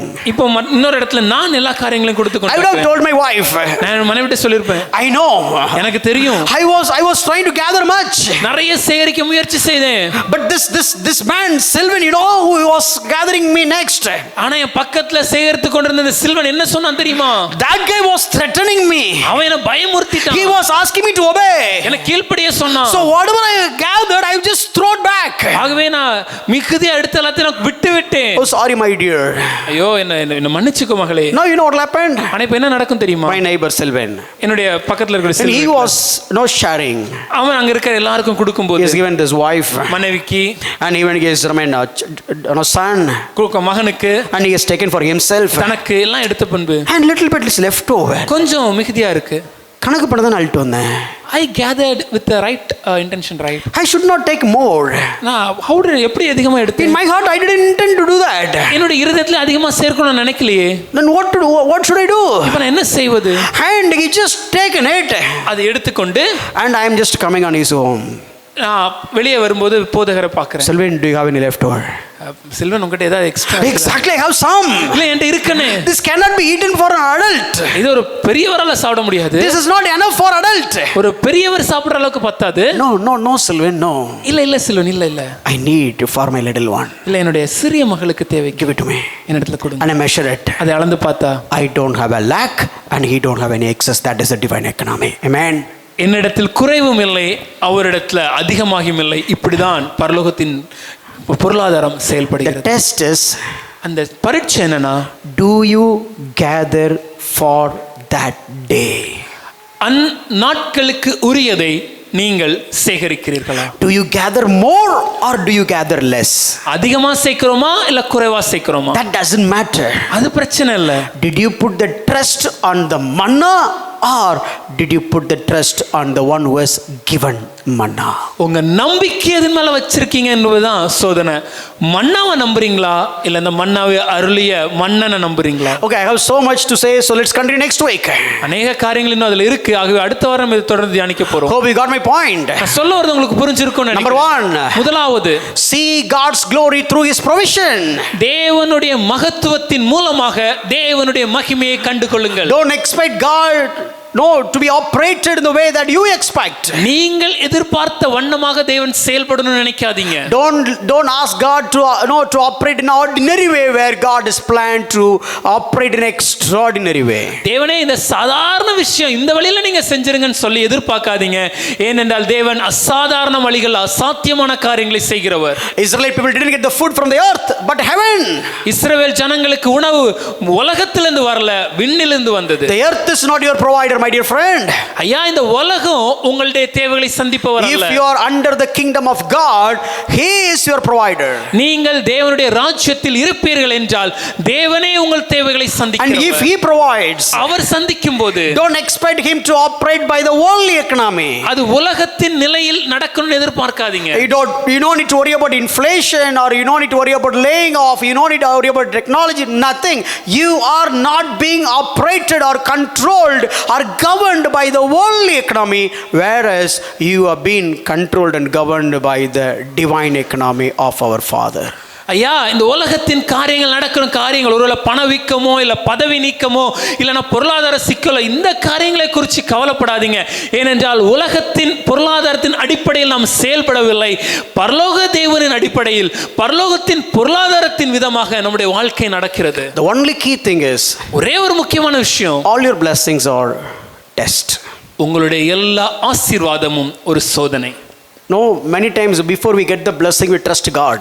பல நேரம் ஒரு ஆசீர்வாதம் கிடைக்கும் முன்னாடி நம்ம தேவனையே சார்ந்து இருக்கிறோம். After we get the blessing, we started trust the blessings. ஆனா அந்த ஆசீர்வாதம் வந்த பின்பு அந்த ஆசீர்வாதத்தின் மேல நம்பிக்கை வச்சிடுறோம். You will ask for a blessing.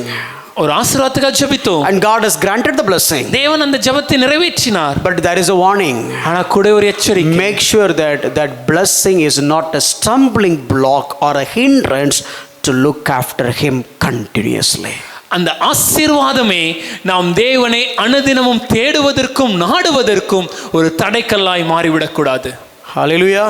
Hallelujah. Let's believe and hold the sovereign provider. God bless you. Will continue next week. அந்த ஏக சக்கராதிபதியான தேவன் நம்முடைய தேவைகளை சந்திக்கிறார் என்பதை நினைவு கூர்ந்து விசுவாசித்து அவரே சார்ந்திருப்போம். அடுத்த வாரம் தொடர்ந்து நாம் தியானிப்போம். தேவன் உங்களை ஆசீர்வதிப்பாராக.